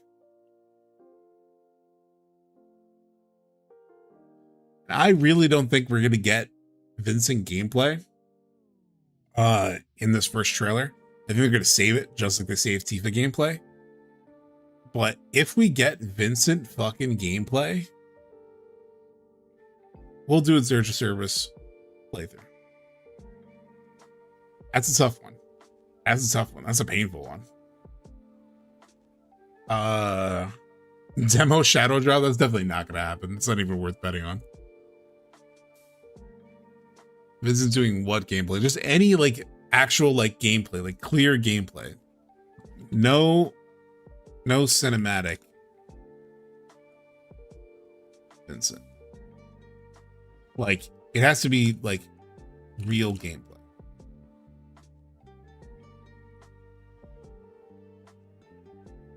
How shit a chocobo if we get Vincent gameplay. The Genesis reveal? Okay, you guys are getting crazy now. Genesis reveal. We could put it. I mean, it's not gonna happen. Weapon reveal.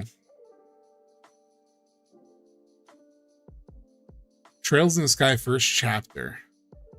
That's a long fucking game though, isn't it?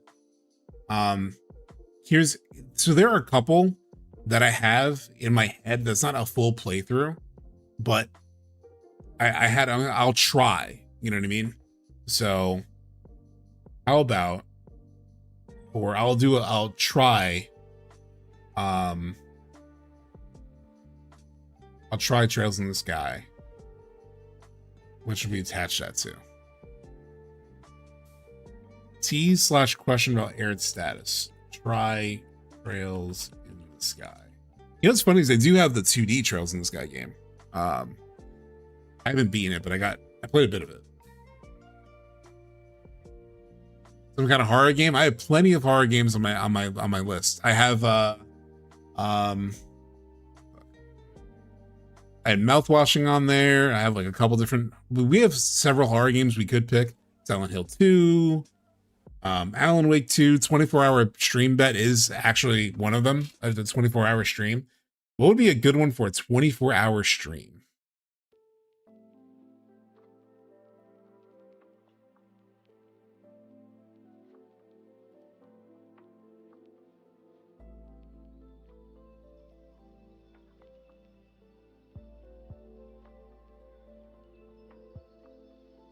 $24-hour stream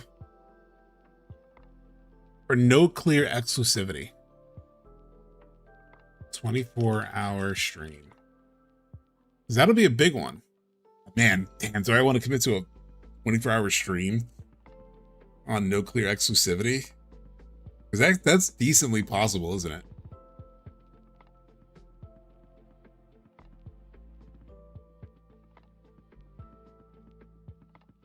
Okay, I'll keep it.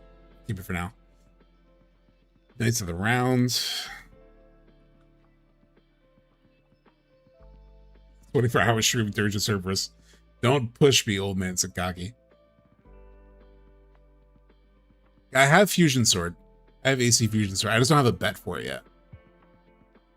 I don't think I'll do an IRL stream. I consider that, but just it'll be like too much of a pain. I don't think it'll be that interesting, to be honest. We can also do like a marathon of a game too. Like one of them that I had. So one of the bets that I had in my head was play BioShock 1 until I beat it. Which is like, I think it's like a 12-ish hour game. I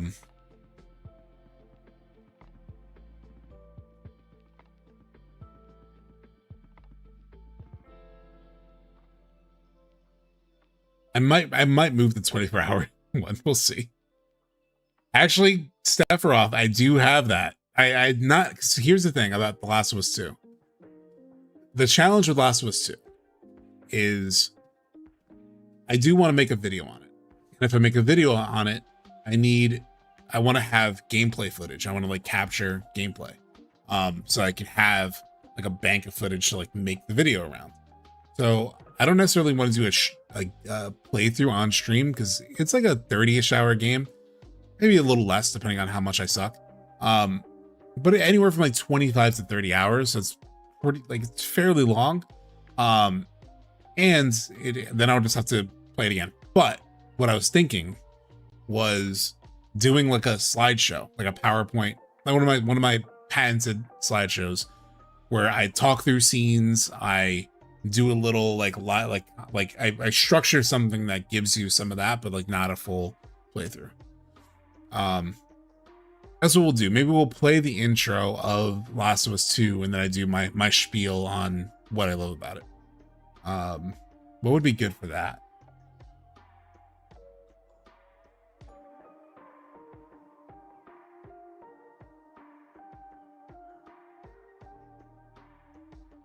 For Tear in the Sky rainbow appearance. Let's do it for that. Start Elu 2 and do spoiler chat. There we go. We might move some of these bets. We'll see. So I kind of do want to do that anyway. So you know what? Fuck it. You know what? Title is not returns. Or return. Is there a prediction for a 10th playable? Oh yeah, let's do that one. It's a very low probability. New playable. Actually, that's a good point. Oh fuck! Did I just? I feel I saw my mic peak like crazy.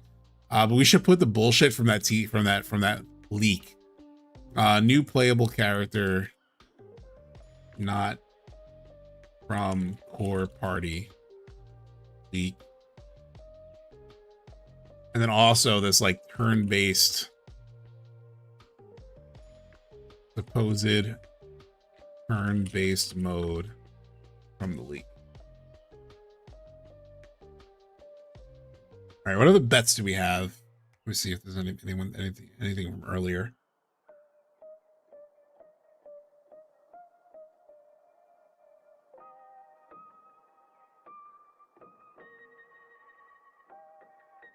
Need a Chadley bet, but what would the Chadley bet be? Like, what would we need to see of Chadley? Let's put a horror thing in here.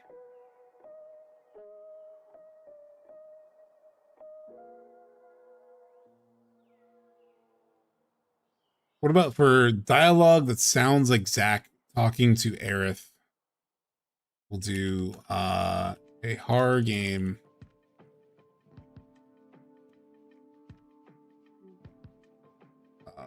Single for right now, let's just say you guys might have other ideas. We'll do like mouth washing because I keep hearing about that and I kind of want to play it.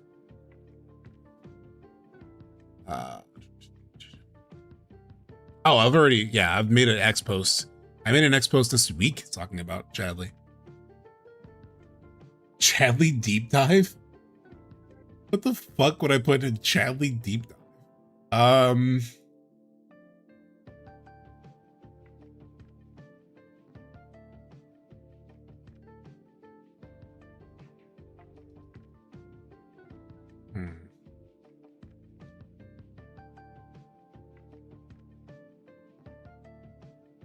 I'll put it for the 7 seconds till the end reference.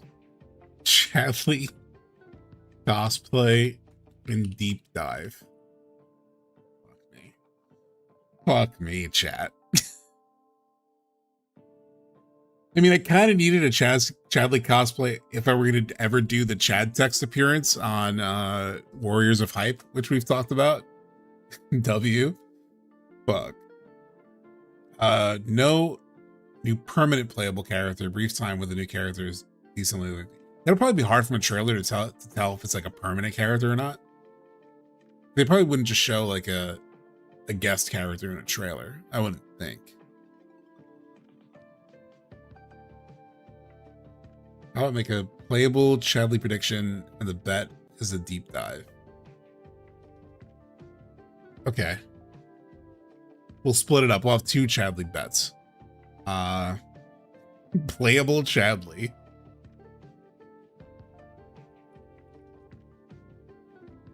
Chadley deep lore dive. There we go. Minimum 3 hours. The Chadley iceberg.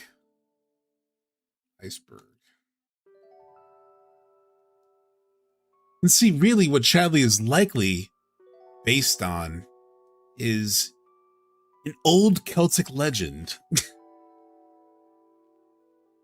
People hadn't thought about this before. All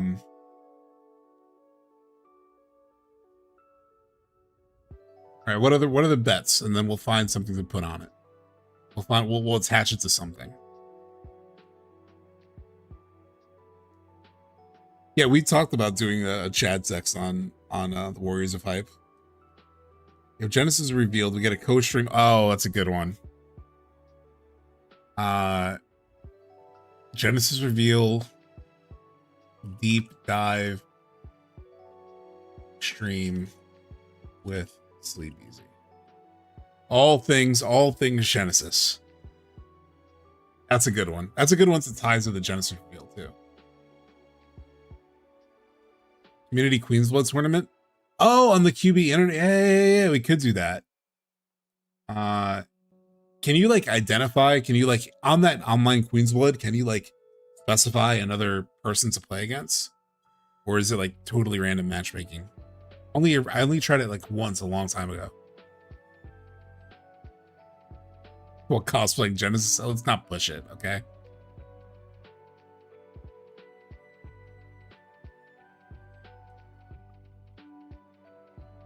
Knights of the Round reveal. Play some Elden Ring.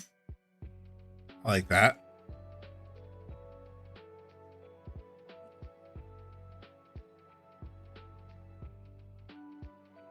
Mention FF7 RP from Tyler and he gets full creative reign to make it as silly or serious as he wants. And then he gotta post it no matter what it is. Weapon reveal, Bonds of Friendship stream. Bonds of Friendship stream. That's the really hard shit, right?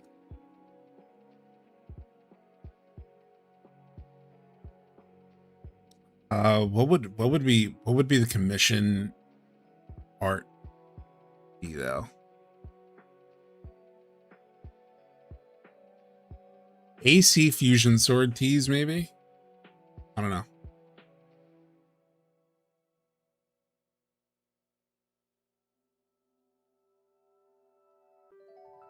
Commission Tyler. Something crazy.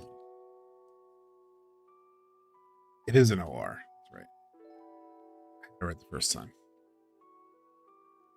Chadley with the fusion sword. Read Loveless? I don't know. It's kind of short though.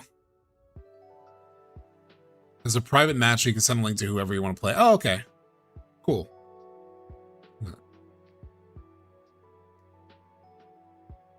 I think I have something for Tear in the Sky. Oh no, I don't. Not yet.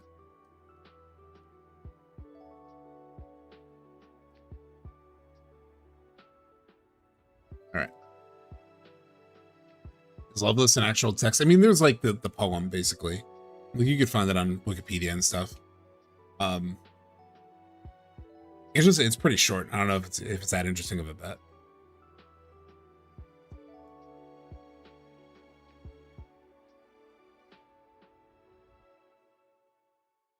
All right, what else? What else do you all want to make me do? I could play something. I can react to something. I can.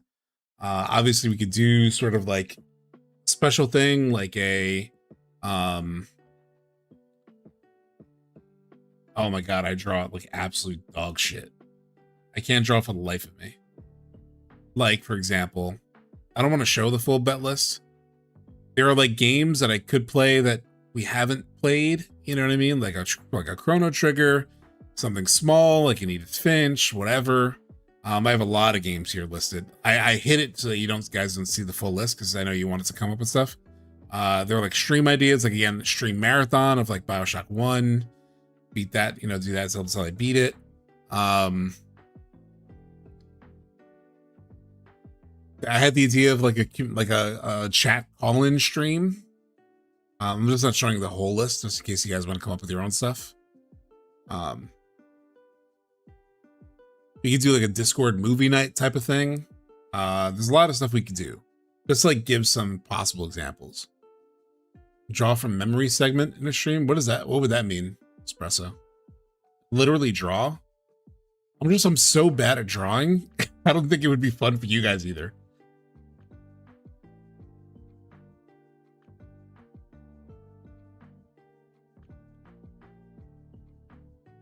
Chrono Trigger.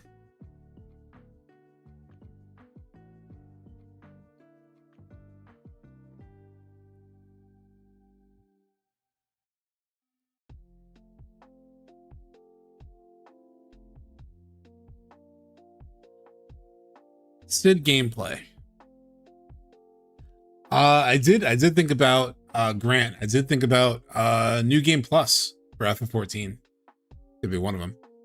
Do you believe Spider-Man 3 trailer has a chance to show up at Summer Games Fest? Oh, Marvin.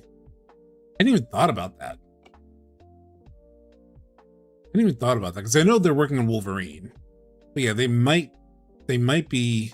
I don't know if we had a new Spider-Man yet. I don't think they would announce a Marvel game to compete with another Marvel game. You know what I mean? Like Wolverine. So maybe they wouldn't. Probably not yet. I know that there was always that rumor about a Venom game too. I'm very curious about that. And we can make bets for non-FF7 stuff later for sure.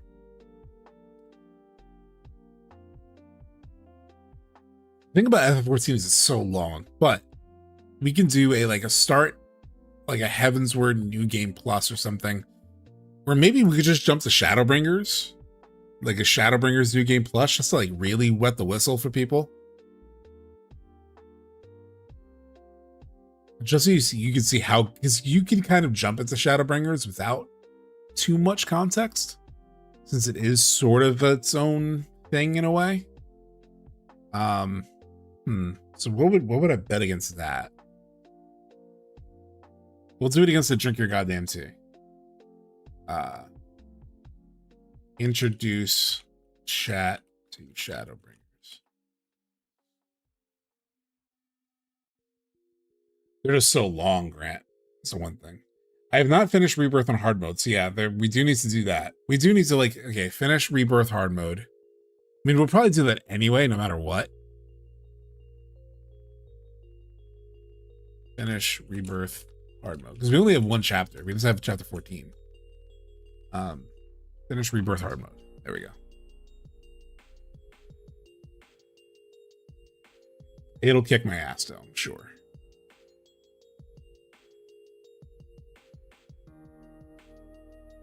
Platinum Rebirth. The platinum is tough, dude.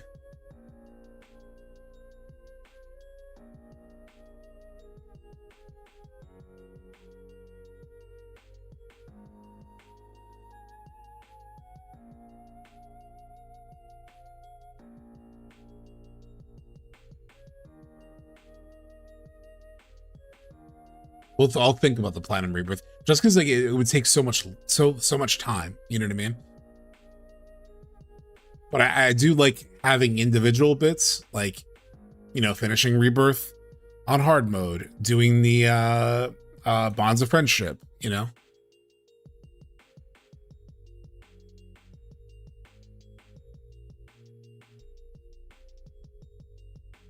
Integrate replay. Oh, like a remake, a FF7 Remake replay. Hey, what's going on, Tilted? That's a good one. Doing a remake of, because I don't think we haven't done that on stream. We've talked about remake stuff, but I haven't played it with you guys.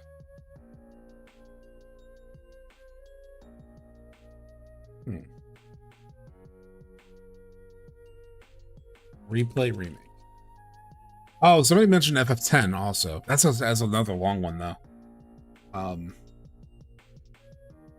Dialogue from live stream sequence, FF10. What are the actual chances we get returned by April? I mean, part 3, I assume you mean. Because it might be returned, it might be something else. I think pretty high though. Still think pretty high.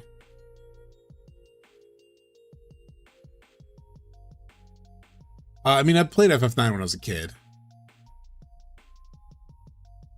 There are lots of Stranger of Paradise playthrough. I was like, is there other games too?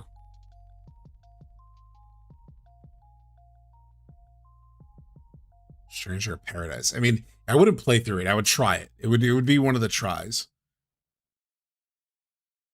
I did play some of it actually, back in when the demo dropped.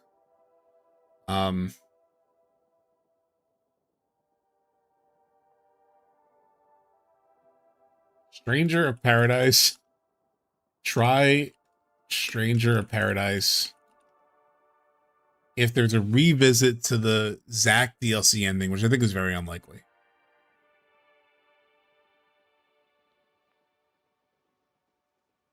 We need more bets. We're running out of we filled up the bet list pretty quick, and there's still a lot more we could do. I did play 16, yeah. Chaos. I'm gonna kill Chaos.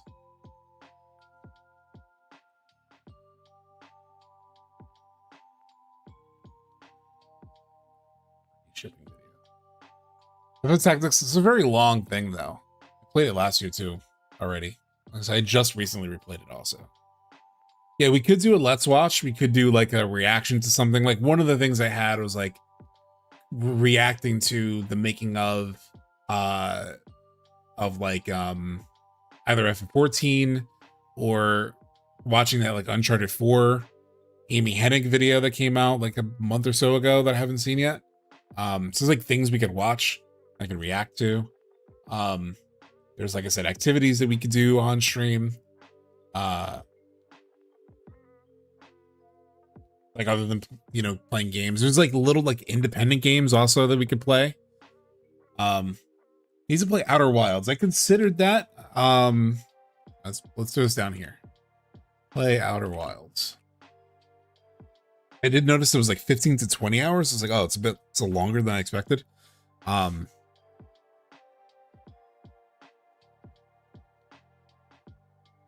Here's the thing. This chat, Slay the Princess actually did come up.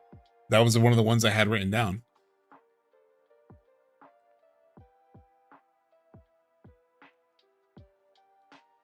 What would be a good bet for that one?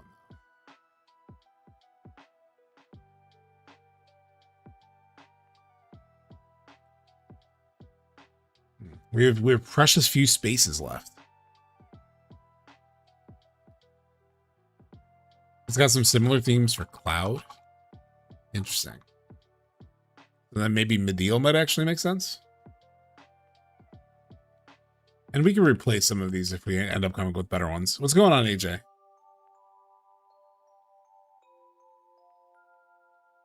Advent Children Watch Along?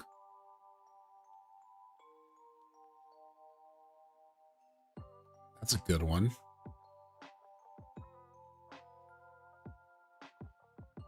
It would have to be like on Discord, obviously. What would be a good one to put that on, though? Technically, it'd be really good for the AC Fusion sort of reference. Yeah, let's just move Replay Remake.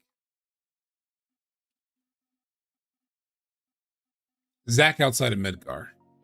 And then for this one, we'll do Advent Children Watch Along.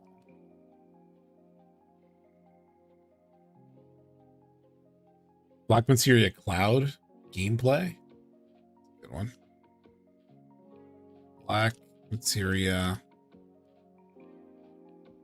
/ Dark Cloud.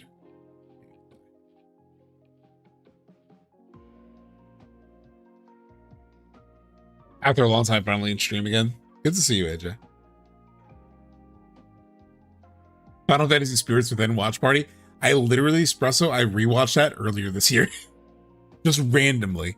I randomly just wanted to see like what it was, like how bad it was. I did rewatch it recently. How does it hold up? Not well. I mean, I think it is. I think it's. I see the vision. I see what they were going for, but they just skipped a lot of storytelling fundamentals. There's maybe something kind of interesting to it, but yeah,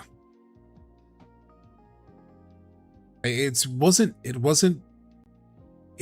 bad as I remembered. I will say that.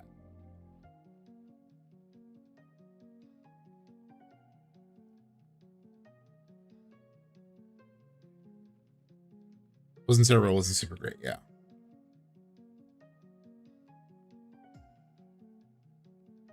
All right, what else do y'all want to make me do? We have a few slots. We have 1, 2, 3, 4, 5 slots. And we could add more bets, obviously. We could add more predictions, rather.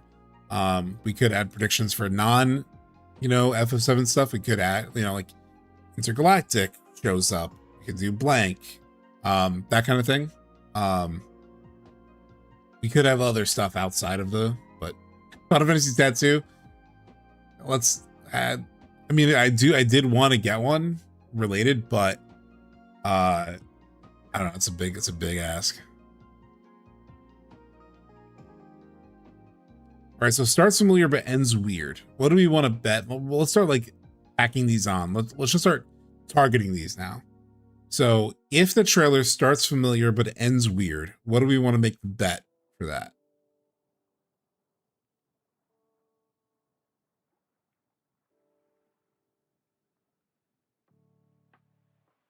FF6 stream? Actually, it's a pretty long game too, but I mean, I've been wanting to play it for a long time. So I'm down for that. All right, at least 90 seconds with new gameplay. At least 90 seconds with new gameplay. What are we thinking? Yeah, ideally, it probably should be gameplay related. It could be a, you know, a Rebirth thing. It could be something else. Your guys stream.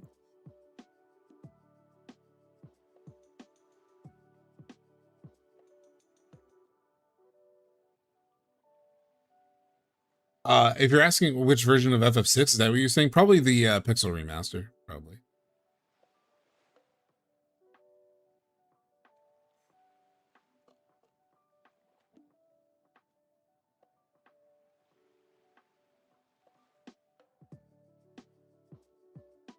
Reeve is already playable, technically.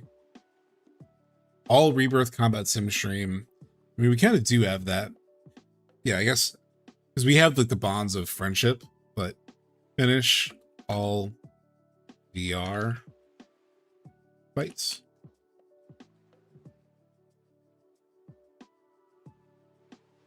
We do have bonds of friendship already, which is like the hardest part of it, right?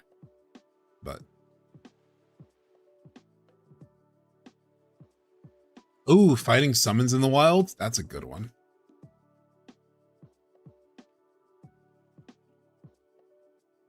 Ooh, what would be a good one for that? Do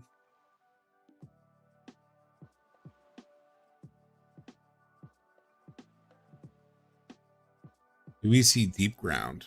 Oh, Deep Ground appearance? Because we haven't seen them since the DLC. That's a good call, actually. As like a prediction, as like a possible prediction. What are the chances there could be some kind of multiplayer? Probably pretty low. Hey, this is very low likelihood, but I want it. So multiplayer gold saucer QBTs or reveal. I mean, that feels like something they would probably have in a later trailer, but I like that so much that I will definitely put a bet on that.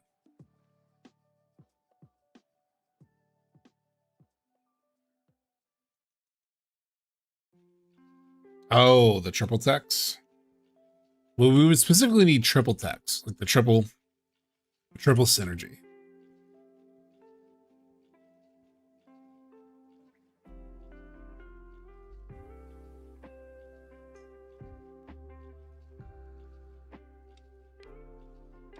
We have Genesis. We have Genesis reveal, which would also lead to a deep dive stream with Sleep Easy, the #1 Genesis fan. One moment that doesn't fit the OG. What would we want to bet against that? Ooh. What about, the only thing is that it feels so likely, but a bet that I really want to put on here, I'll probably put in this space, is FF7 OG new threat playthrough.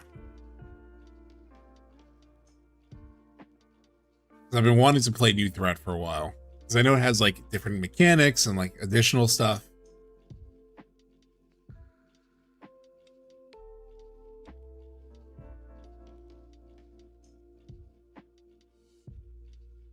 For triple synergy, you do a string with 2 others to match a theme. Oh, that's a good one. Triple synergy.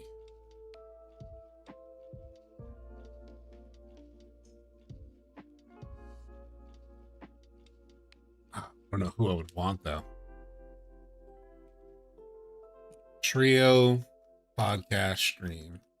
I'll have to figure out who I'd have on it. Probably like Night Sky Prince or Sleep Easy or Baby Seal or but I ideally want to get a couple people who may not like have the same vibe. You know what I mean?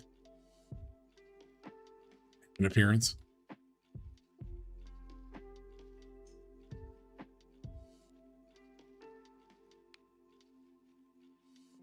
How about a stream where we go back 10 years and just watch all the trailers, reminisce about the whole remake journey and stuff? I feel like we've sort of done that. Not like officially, you know what I mean? We've kind of done that a lot.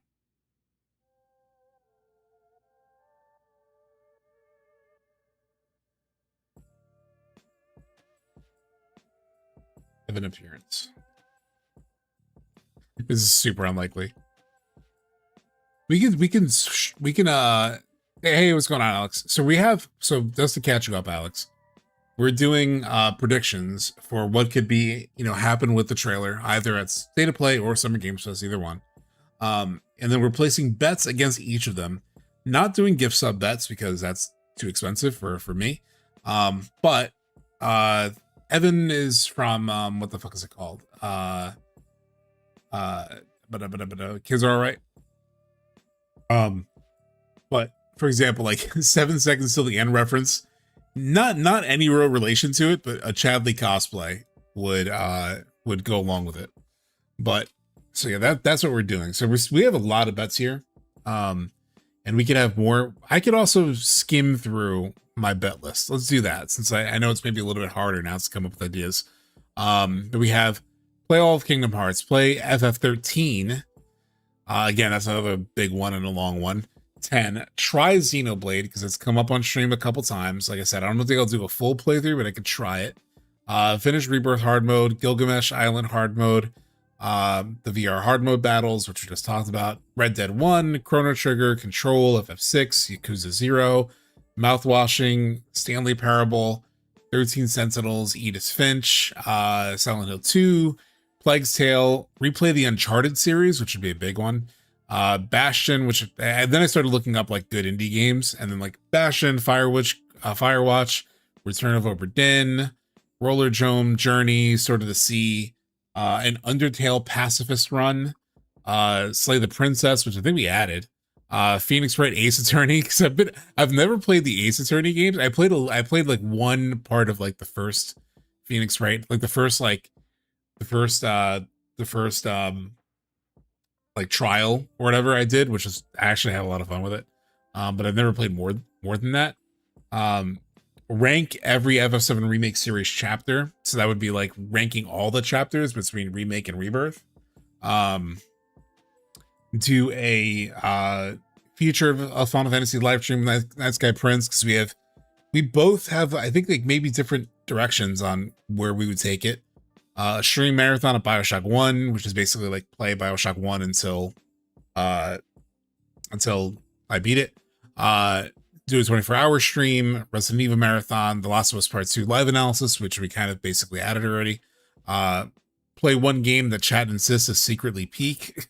Play the worst reviewed Square game that you guys can defend. Let chat choose one game from my backlog, which we just go through like my PlayStation and Steam library and like pick something. A chat call-in stream special, so like set up a Discord channel, we could all chat. Or like I would probably do individuals, so one by one. Attempt an interview with a voice actor for Remake Rebirth, probably John. It's like try to get one of those guys, one of the voice actors, to like do an interview.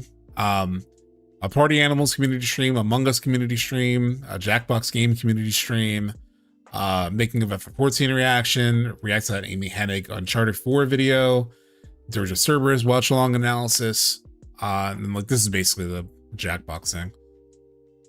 But attempt interview is a good one, right? What made me choose John is basically I've seen John on a lot of interviews. Like he was on Warriors of Hype. I've seen him like on a bunch of channels, so I think he would be relatively like he would. I don't know if I can get anybody else, but I think one, I do like John, but also he does seem like he shows up to stuff. So it might not be crazy to get them, you know. Have you seen Psycho Odyssey? I have no idea what that is.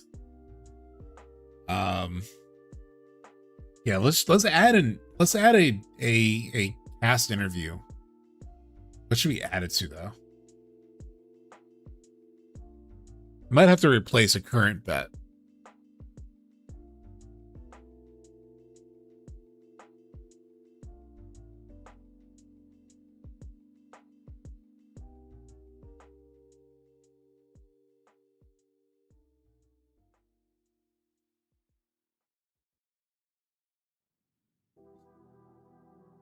Replace the AC watch along? Where did I have that?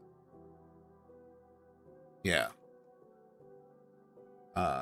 Cast attempt. Cast interview.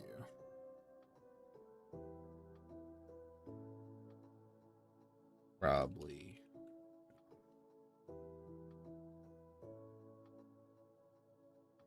AKA.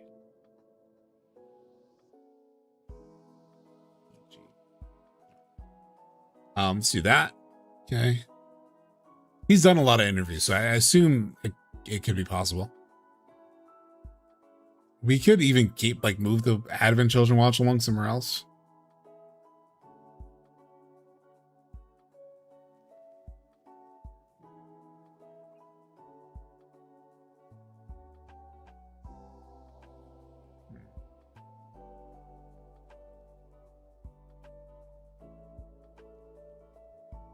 Advent Children watch.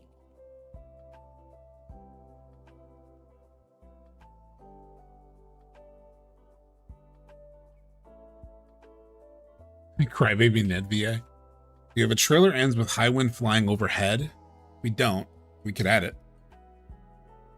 Trailer ends with high wind flying. What do we want to bet on it though? I have a few slots left. High wind combat? Oh fuck. Good point.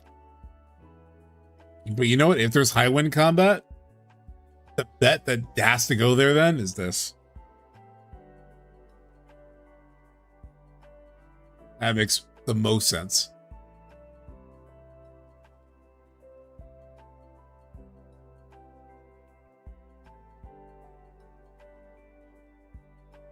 I wing. Oh, my bad.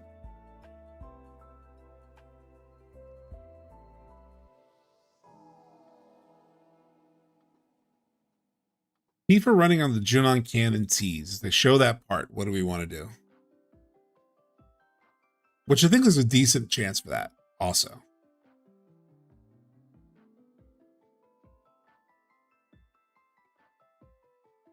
The people asking for high wind combat will be the same ones saying it sucks after the game releases. You just know. That actually sounds pretty accurate. Well, it's fucking flying minigames, man. Bullshit. Django deep dive? I forget what Django is. You've mentioned it several times.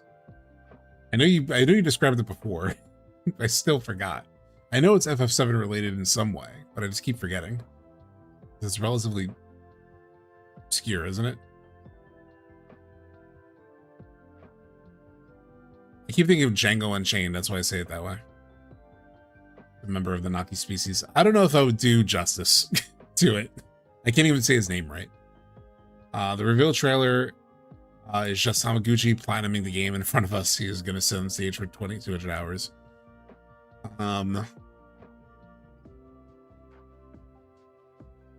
If there was a video about the Django, then sure. I don't think I'm gonna do that. Literally, Nightbreaker, I thought it was a Quinton Tarrant. I thought it was like a Django Unchained analysis that or deep dive that he was wanting, but then realizing that it must be. Then I'm seeing it the most recent time. I'm like, no, wait, there's an FF7 thing related to it.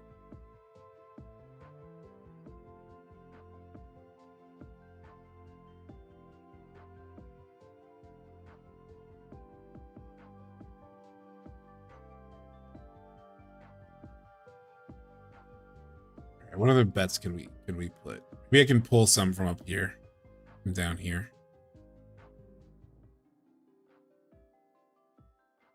People were responding to a couple things. 13 Sentinels. How long is 13 Sentinels though?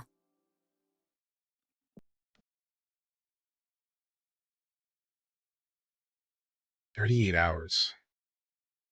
It's a chonker. It's a chonker.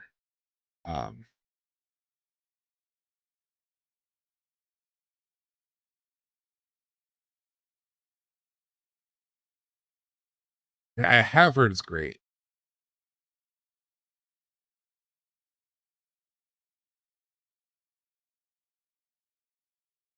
You know what?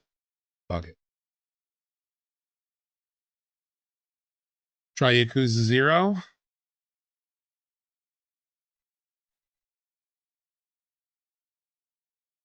What do I want to put that on? Put it on here.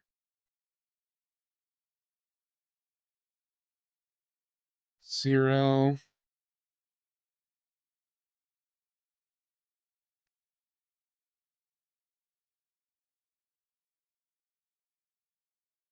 Was it Firewatch too that people were also going crazy on the stream? Maybe it's just one person.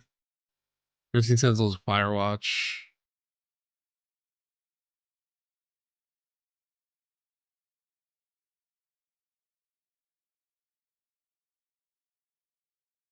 We'll start adding them to things.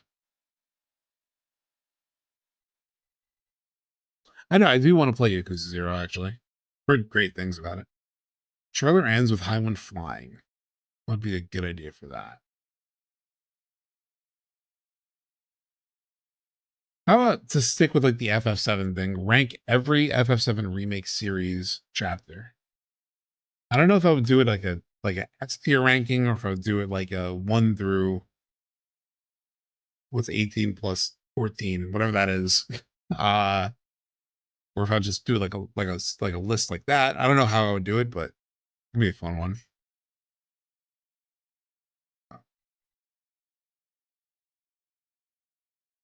I think this chat call-in stream would be fun too. Have you guys like come into the Discord and we chat? What would I put that against though?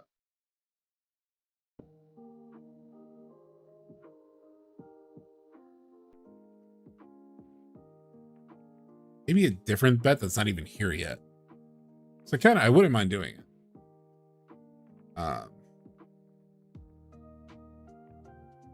Was it punishment if there's no trailer? All Chadley brutal and legendary challenges, no hit, no materia. Oh, actually, one thing we could add. Trailer is shown at SGF. Trailer is shown at State of Play. How about we move this bet over here? So if it's shown at the State of Play, we'll do the chat call-in stream special. If it's shown at Summer Games Fest, we'll do something else. If it's shown at both, I guess we'll have to do both.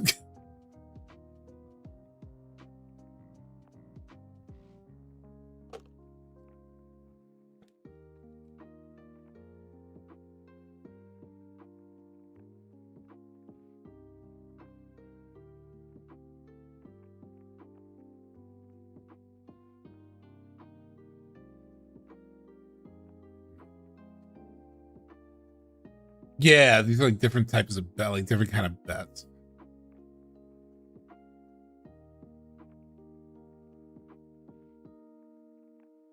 You know, I'm gonna rename this one because this is long.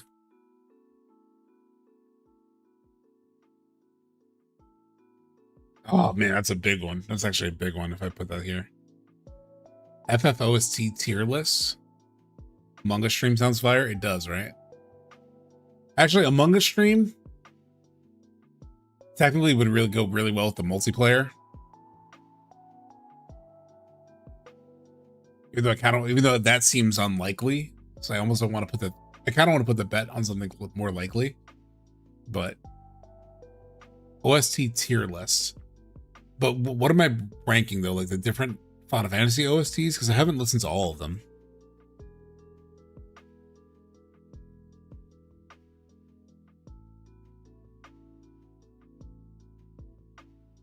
FF7 intergrade playthrough, but the Discord chooses mods. Fuck, dude. FF7 remake, but chat or Discord chooses mods. Nothing inappropriate.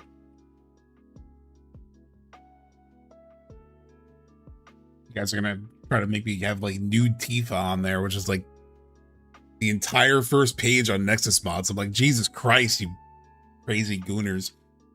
Relax.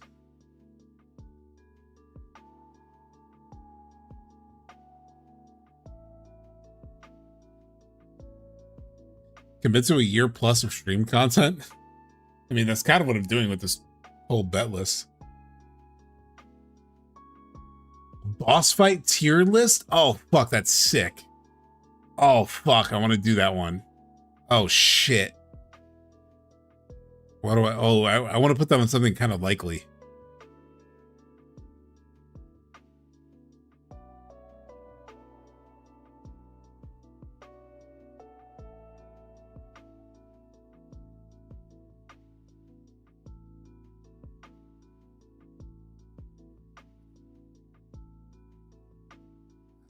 I don't know.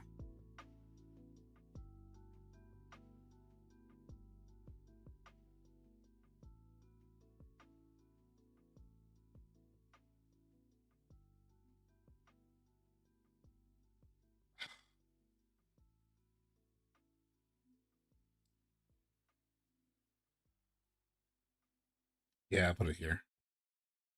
Boss fight tier list. That's really fun. I want to do that.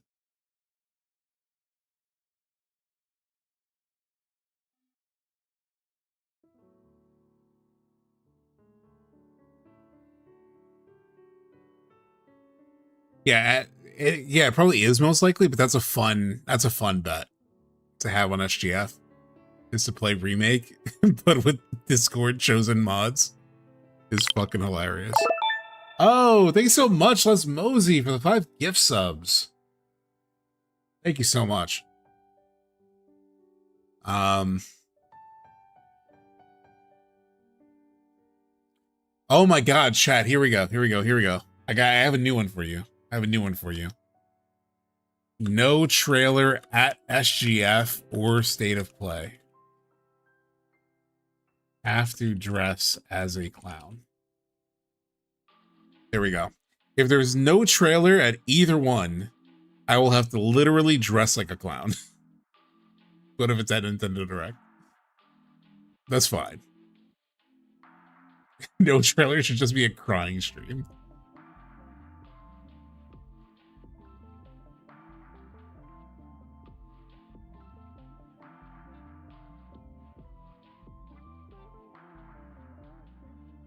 Hey, now you hope there's no trailer? God damn it. Here we go. Because it's come up a couple times in stream. Actually, this feels... I don't know. Is Xenoblade even turn-based? I don't know. But if this turn-based mode is shown, try Xenoblade. We only have one bet, I think, that has no... Yeah, we have one prediction that currently has no bet, and that is the Deep Ground appearance. When do you think it will be the release date? I mean, I'm hoping for early 2027. I don't know if it'll be January because of Evercold. Also that anniversary date. It's like they couldn't even replicate the date if they wanted to, because January 31st is the actual 30th anniversary, and that is a Sunday. So they can never really get that magic number either way. SFX, oh, Street Fighter 6 Tifa bet? We don't. So far we only had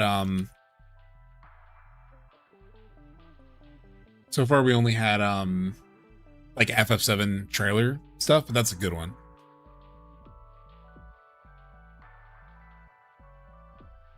You know, maybe for that one we'll do the Air Guy stream.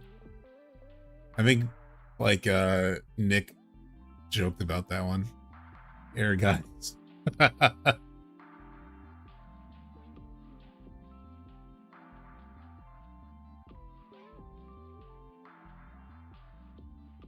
and an actual FF and some FF6 and some SF6. You feel appropriate.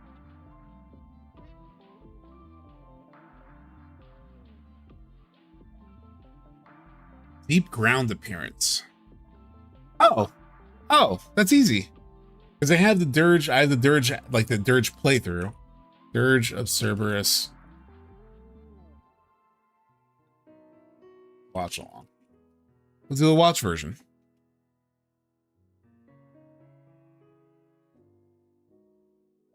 You get since SF6, you gotta play her now. Max might teach you. Yeah, I mean, I don't know if he'll teach me, but we're not like that close.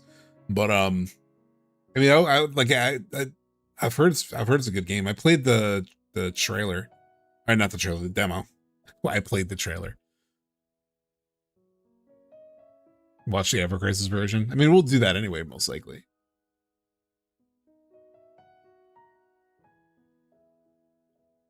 If we see Sid trying to stop the train, you buy a real spear into a hunting stream. Fuck. I think we got a good list. I think we have a solid list now. We're almost 3 hours into stream. Outside of things that could be in the actual FF7 trailer, or if you come up with something good, I'll take that too. But anything else, Summer Games Fest or state of play related, like if there's a game that we want to see a trailer for example, the Street Fighter 6 Tifa thing, if there's anything we want to bet on from state of play Summer Games Fest outside of FF7, what would there be? There is a lot of stuff. It just feels odd, Tifa not being in Tekken. Just so it feels like it should be, right? I know they already have Clive, but God of War remake teaser. Well, we did get that already, technically. How about here's I doubt they'd show this, but God of War remake gameplay. I think it's like super early, so I doubt it. If we get God of War remake gameplay, we'll play some God of War 2018. Take a shot every time anime gotcha game shown. Fuck.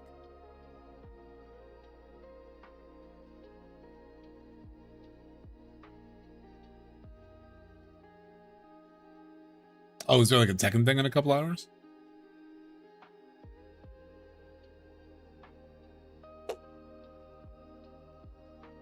Have I done Witcher 4 gameplay? That's a good one. Witcher 4.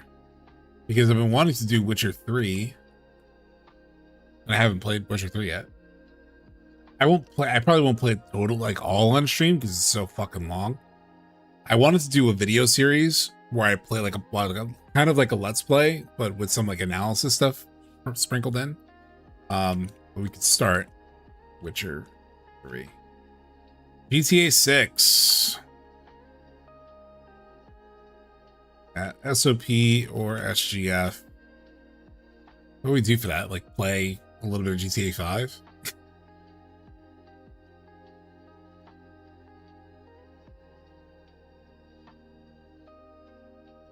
Oh, here's what I want. Oh, fucking Crazy Taxi. Play Crazy Taxi. Play GTA 4. I did beat GTA 4. They've teased Crazy Taxi, but they teased it in 2021. They still haven't shown shit about it. Still haven't shown the actual game. Oh yeah, modded. How about modded GTA 5. Chat chooses mods. Is it a specific mod? The Chaos mod? What is that exactly? Well, I get banned for it. What's it in Discord? Wait, Crazy Taxi was teased the other day? What? Hold on.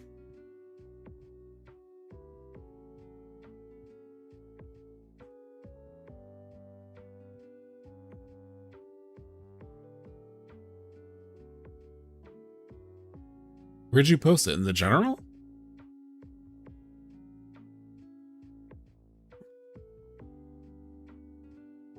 I don't see any crazy sacks I mentioned in Discord. Screenshot of a Max post. Oh. Oh. Well, that's exciting shit. It's fucking cool.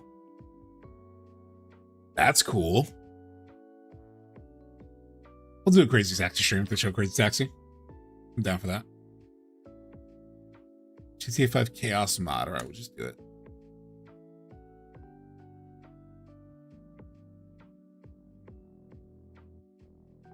Anything else? Anything else, chat? Anything else non-FF7 related? We have a lot of stuff here, though. We have a ton. We have a ton. I don't even stream enough to do all this stuff. New FromSoft game. I think I'm good on that one. This is, I haven't really played too much of that. I only played Bloodborne.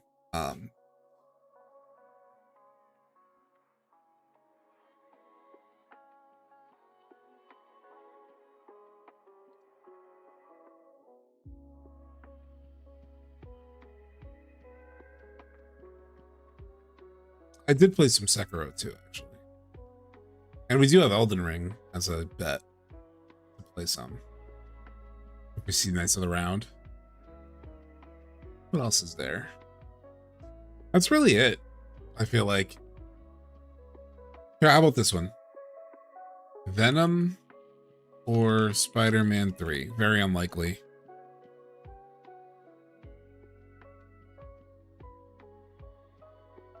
I don't know what to actually put as a bet for that. Parasite Eve. Play OG Parasite Eve.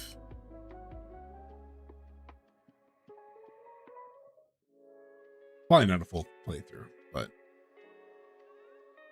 SH1 remake. If they do an SH1 remake, I will play SH2 on stream because I actually haven't played it yet.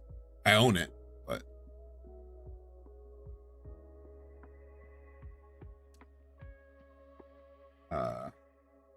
something. We'll figure it out.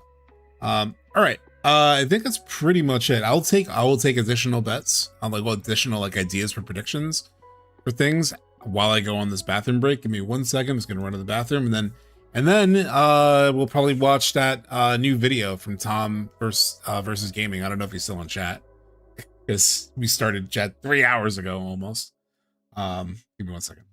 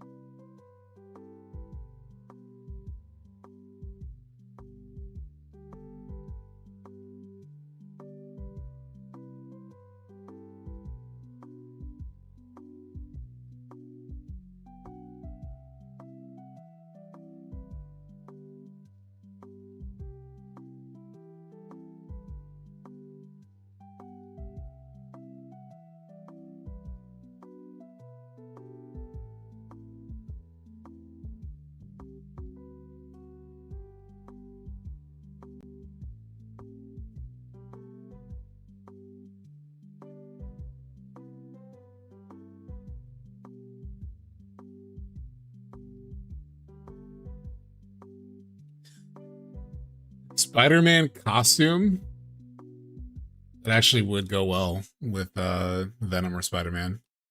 Spidey cosplay. So we have a bunch of stuff here. So just to recap, if we get a release date announcement, not a window but a date, we'll play all of Kingdom Hearts. If we get dialogue from live stream sequence, we'll do FF10. If we get 7 seconds to the end reference, we will do a Chadley cosplay. If the trailer starts familiar like story territory or ends weird, we'll do an FF6 stream. So that's probably very likely, honestly. if dialogue sounds like Zach talking to Aerith, we'll do a horror game. Looking at that again, it's like so unrelated. But fuck it. At least 90 seconds of new gameplay. We're gonna finish all the VR fights. Tifa running on Junon Tifa running on Junon Cannon Tees. That'll be 13 Sentinels. Again, it couldn't be any more like unrelated. Drink your goddamn tea. If that said, I will introduce chat to Shadowbringers. Again, random as shit. If we get the AC Fusion Sword tease or reference, we'll attempt a cast interview with, let's say, like a John Eric Bentley or whatever. If we have one WTF moment that doesn't fit the OG, we'll do an OG new threat playthrough. If we get Tear in the Sky or Rainbow appearance, actually, just Tear in the Sky, because Rainbow is fairly likely. Commission Tyler to do something crazy. What is the Shadowbringers connection? None. There is no connection.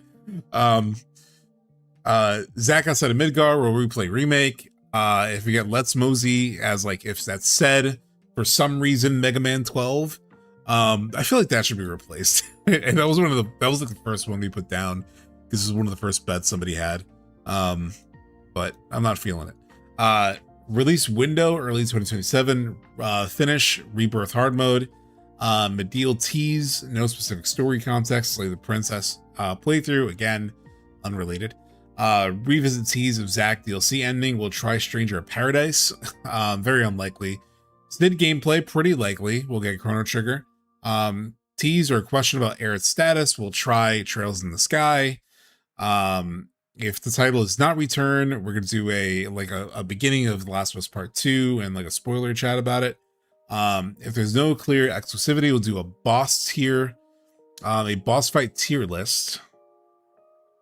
I might flip these. I'm gonna flip these.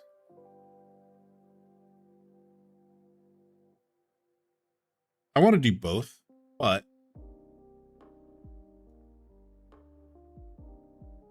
I really want to do the boss fight tier list. It sounds fun. Vincent gameplay. We'll do Dirge of Cerberus playthrough. That's if we get gameplay, not cinematic Vincent, none of that bullshit. It needs to be actual gameplay. I need to see UI elements on screen. Genesis reveal, we'll do deep dive stream with Sleep Easy since he's such a massive. So some of these do have some kind of sense and logic to them, but not all of them do. Weapon reveal, we'll do the Bonds of Friendship stream. Knights of the Round reveal, we'll do Elden Ring. New playable character, not from the core party, which was part of a leak. We'll play Outer Wilds. If we get the turn-based mode, we'll try Xenoblade. And so you don't want to play Xenoblade. No way that turn-based combat is. Well, it's not that. It's just that I had no place to really put it. Playable Chadley, we'll do the Chadley deep lore dive. Although I'm not super hot on Xenoblade. Well, I don't know anything about it, but I know it's supposed to be really good. I do know that. Black Materia Dark Cloud gameplay. We'll do an Advent Children watch along. If we see fighting summons in the wild, we'll do Yakuza 0. We'll try it. We're not going to do a whole playthrough probably. Deep Ground appearance. We'll do a Deep Dirge of Cerberus watch along. It's a little more digestible and tolerable. Multiplayer Gold Saucer or QB reveal. We'll do an Among Us community stream. If we get a triple synergy, we'll do a trio podcast stream. So I'll just get 2 people to join me. Evan appearance, Firewatch for some reason. Trailer ends with High Wind Flying. We'll rank every FF7 Remake series chapter, which I think will be fun. So that's between both of the games so far. High Wind Combat, we'll do Ace Combat 7 story playthrough. That's appropriate. Trailer is shown at SGF. We'll do FF7 Remake, but Discord chooses the mods. Nothing inappropriate, obviously. No new Tifas. Trailer is shown at State of Play. Chat call-in stream special. No trailer at Summer Games Fest or State of Play. I have to dress as a literal clown. Street Fighter 6 Tifa will be the Urgai stream, and some SF6. God of War Remake gameplay. We'll do God of War 2018. Not play some of it, not the entire thing probably. If we do Witcher 4, if we get Witcher 4, we'll start Witcher 3. If we get GTA 6 at the State of Play or Summer Games Fest, to the GTA 5 Chaos mod. If we get Crazy Taxi, we'll play Crazy Taxi. If we see Venom or Spider-Man 3, we'll do a Spidey cosplay. If we get Parasite Eve, we'll try some of the OG Parasite Eve. And Silent Hill 1 Remake, we will play Silent Hill 2 on stream. Cammy is saying the list is pretty peak. I think it's pretty dope. I think it's a fun list. Tons of stuff here. I don't even stream enough to do all this shit, most likely. But there's some good stuff. A lot of it's probably unlikely, but the ones that are likely are pretty good. So yes, thank you, chat. This is fun.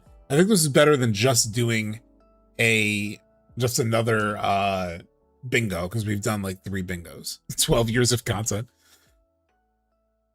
I ain't gonna lie, some of these bets are too good to not do anyway. We'll keep it. This is a Google Doc. This will live forever, so we can always hold on to it and look back at it.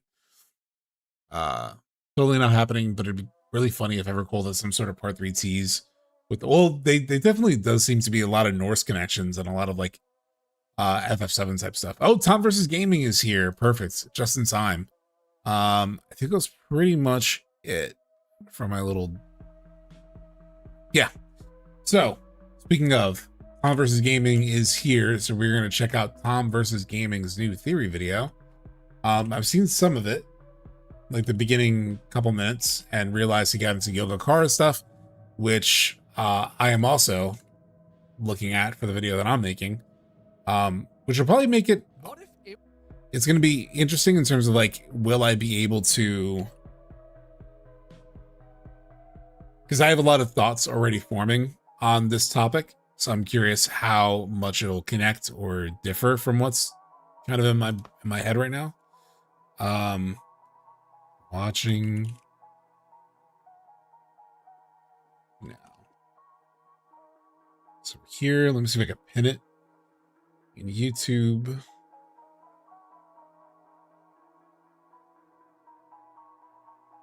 I could end this. I didn't even have the poll. I still have the poll going on YouTube. Watching now. Place pin message. Okay. Pull this over here. So this is we fundamentally misunderstood Final Fantasy VII Rebirth by TomVsGaming. It's a short theory video, which is refreshing, coming from someone who made a fucking 2-hour one. It's only 13 minutes, so hopefully pretty digestible. Blitz sent this to me the other day and said it would be good for Sunday stream, which is how I found it. But Tom, weren't you the guy who, I could swear that your name was what was on the that FF8 guide that I tried to follow, wasn't it? I could swear like your FF8 guide for getting the whatever that in the prison, wasn't that you? I could be wrong.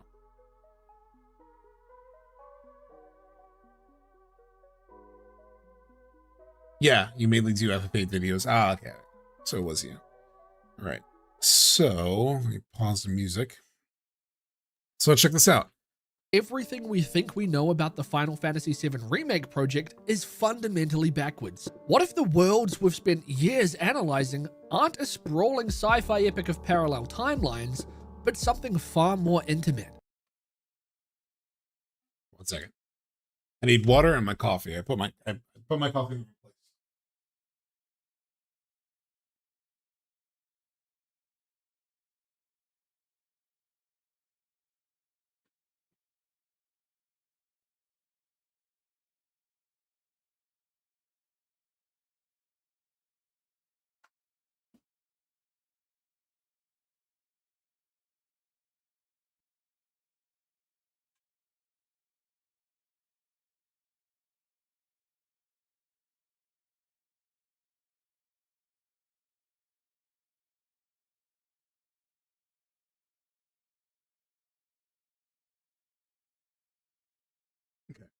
Here we go. And far more terrifying. Everything we think we know about the Final Fantasy VII Remake project is fundamentally backwards. What if the worlds we've spent years analyzing aren't a sprawling sci-fi epic of parallel timelines, but something far more intimate and far more terrifying? Since Rebirth dropped, we've seen some New Zealanders are just Australians with seasoning after all. Incredible analysis from the community attempting to make sense of this chaos. Creators like SubTXT brilliantly pointed out the unreliable... What a dog shit video. Unbelievable. Can't believe you referenced this. World being built around us, and John Q Gamer put forward an absolutely massive shattered planet theory, arguing that the Cetra physically split the world to trap Genova. Both videos can be found at the top of the description and are essential viewing. Those theories are fantastic, and they provide the essential groundwork for understanding the scale of what we're seeing. But what if they're looking in the wrong direction? What if we are mistaking a symptom for the cause? What if the shattered planet isn't a physical planet at all? What if the shattered planet is the shattered mind of a single, deeply traumatized soldier? Today, we are going to uncover a terrifying reality. We aren't just watching a story, we're watching a psychological breakdown. It's like a cool image, having the rift going through their heads. We're watching a psychological breakdown. Let's start with the nature of these multiple worlds. Are they parallel physical universes? The community often defaults to this explanation because it's familiar, but I don't think so. And the devs don't think so either. It is explicitly stated in various interviews that these are not. I really want to watch Hamaguchi watching these videos we're reacting to. Imagine like after it all happens. At least have a conversation about like the theory. It'd be funny. He wouldn't do it, but it'd be funny. Independent physical timelines, but rather worlds on different layers. But what does that actually mean? To answer that, we have to look past the sci-fi tropes and into the philosophical DNA of the series. Nojima has heavily incorporated Jungian psychology and Eastern philosophy into the compilation, specifically the Buddhist concept of Yogacara, or the mind-only philosophy. In the mind-only framework, the external physical world as we know it is an illusion. Reality is just a projection of internal seeds stored within a deeper consciousness. But what if the live stream isn't just a river of green goop? What if it acts as a storehouse consciousness? A massive planetary database containing every memory, emotion, and unrealized hope. Just as the Cosmo Canyon NPC theorized. And what happens when a mind that is so deeply fractured by trauma is directly injected with this storehouse consciousness and refuses to accept reality? So there's some interesting stuff, right? So I've been, as I think even Tom noticed in the Discord, I've been talking about some of the things that I've been thinking about recently, and I did start to dig into Yogacara, and Young, but especially Yogacara recently, and I'm still learning more and more of it. I didn't want to do this, by the way. I didn't want to like get too deep into it, but like it has now unlocked so many thoughts that it is definitely the heart of the next video that I'm working on. And I haven't written it yet, but in my head, I was planning on opening the script with something like, which truthfully just saying, like, I didn't want to do this, but Square Enix fucked around for so long, not giving us a trailer, that I got restless and bored and just like that. So I had to just go find out some shit. And it's been very interesting.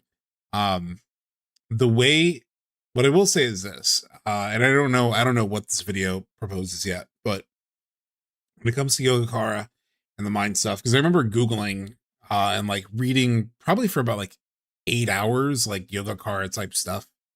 Like when that quote from Nojima first dropped, and I'm gonna be honest, Chad, I had a hard time following it. Like it gets kind of heady.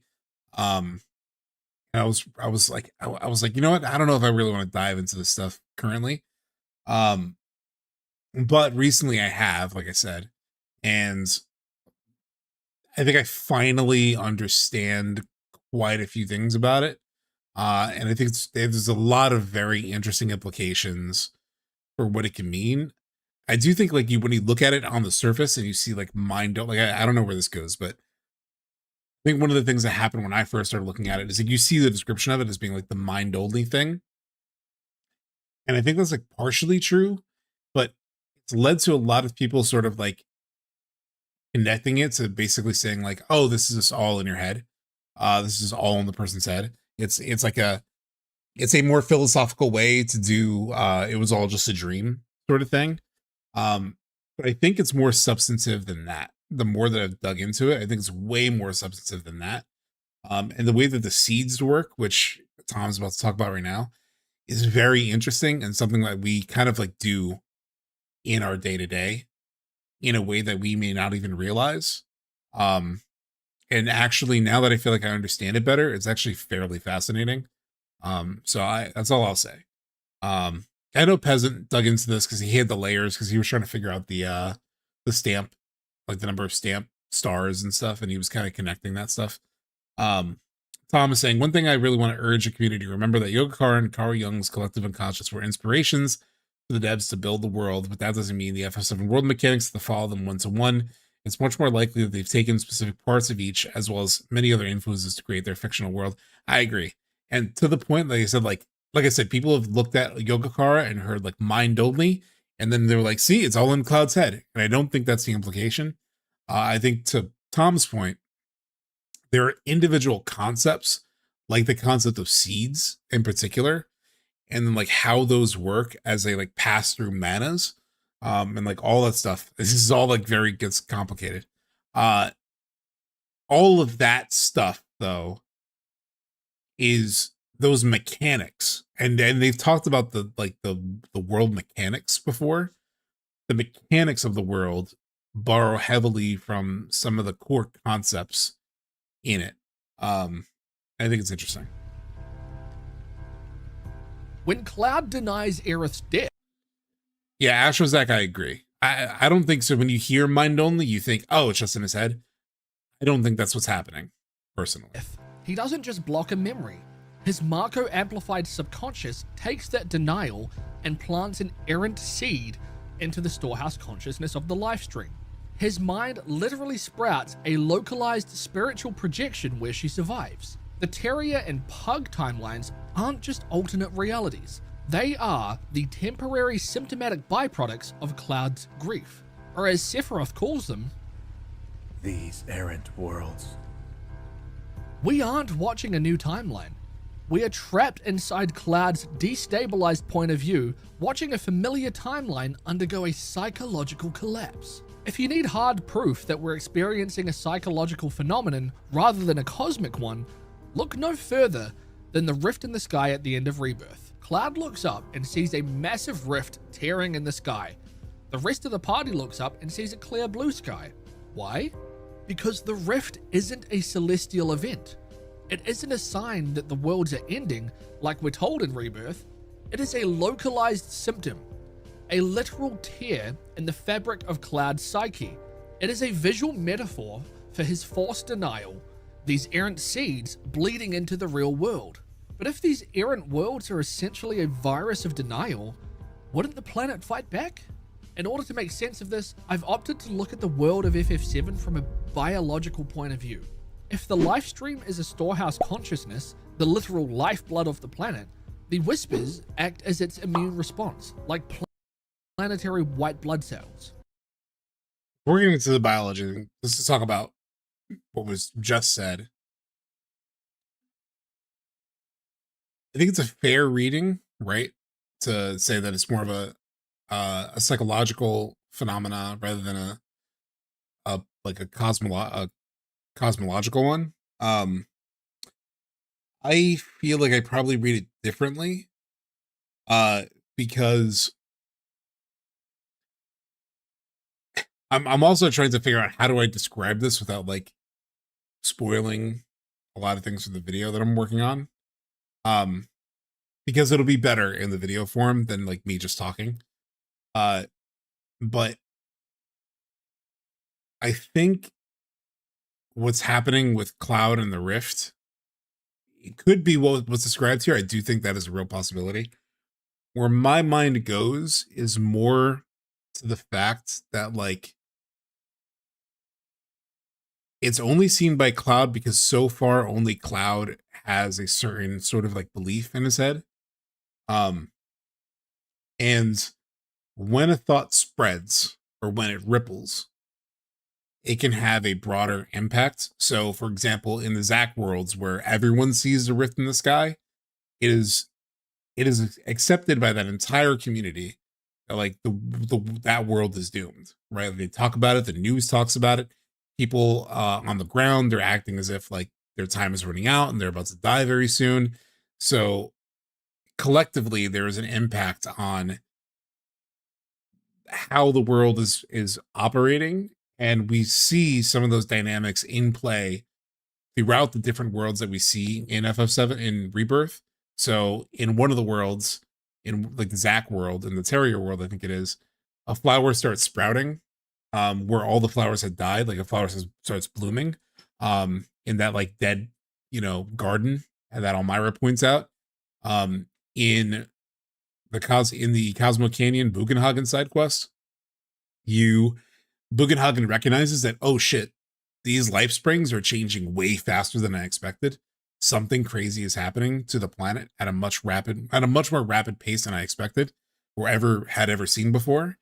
And so I think the status of the worlds are impacted by the beliefs of the people in them.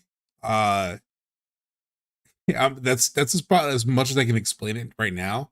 But effectively, reality gets impacted by those individual perceptions. So far, the current world that we're in, only Cloud has any kind of reason to have doubt in it. And I think that's why he sees the rift, but it doesn't mean that the rift doesn't have the potential to show for more people. That's kind of the core thought. Without going too deep on some things, because there is like some ways I can connect these dots that will make you go, oh fuck, but I think I have to save that for my video. But They exist to prune these errant seeds and keep the stream of memory pure and aligned with truth, to physically force events back onto their intended path. As seen in Remake when Sephiroth stabbed and killed Barret, only for him to be revived by a whisper moments later. They are literally repairing the timeline's mutations. But by merging the biological view with the Yogacara framework, the whispers shift from being a literal external force to being a symptom of a cognitive crisis. In Yogacara philosophy, the storehouse consciousness, aka the life stream, contains the seeds of all potential experiences. What we perceive. What was the fart noise for? Maybe some lovely man at the Honeybee Inn. Refused to take an aspirin for the entire game. As an external physical reality is simply the ripening of these seeds. If the external world is a projection of internal seeds, then the whispers are the manifestation of cognitive dissonance between the planet's truth and any errant seed of denial or deviation, with Cloud's fractured mind being the most dangerous. Cloud's memory is a chaotic mix of his own trauma, Zack's legacy, Aerith's death, and the true events of Nibelheim. His fragile ego is entirely built on a lie. Therefore, the destiny the Whispers are trying to enforce isn't just a cosmic timeline. It is the brutal, objective truth. The Whispers are the friction of the planet forcefully trying to correct Cloud's broken mind. God, I'm thinking about it less biologically, but I'm thinking about the Whispers from the Yogacaran perspective. And it's kind of fascinating when you think about it this way. Like, basically, there is a concept in Yogacara called manas, and it's like the eye-making function of Yogacara, where it's like the way that everything is filtered, right? So the storehouse consciousness, basically, the sort of like substrate or whatever it's called, basically holds every experience that you've ever had in this like giant pool, and there's no framing that's placed on top of it. It's just, but so like all the experiences are there. And what happens, and this happens essentially like practically unconsciously, is you have a belief system in your head, and as you reach down, so your mind like grabs at those memories, but then filters it through this thing called manas, which is, like I said, this eye-making process. How I write this into a script is also going to be a challenge, because I have to figure out how to explain this without like boring people to death. But you basically take those experiences and you filter them through whatever that mana like puts a filter through it that effectively changes how you perceive that thing. So you take that core thought, that core experience. Yeah, it's like an interpretive lens. You take that core seed and you filter it through, like Cloud, like will take a memory and he'll filter it through, but I'm a soldier. And then that changes how it sort of like manifests in his mind and how he presents it to people. It's like that is kind of like the core mechanics of how things are working. So there's something kind of interesting to thinking of the Whispers as like an active form of manas in a way where it's like the world is supposed to be a certain way. They have decided the world is going to be this certain way, but then there are these seeds that don't match, and the Whispers have to like put it down. You have to like have to filter it so it makes sense within the world as they've defined it. Is maybe a way to sort of looking at it. Actively fighting his delusions before they can permanently infect the livestream. But when the party entered the Singularity and defeated the Harbinger at the end of Remake, everything changed. This It's like a cognitive bias. event Yeah. alone was like a second Big Bang. With the Harbinger defeated, destiny was no longer predetermined.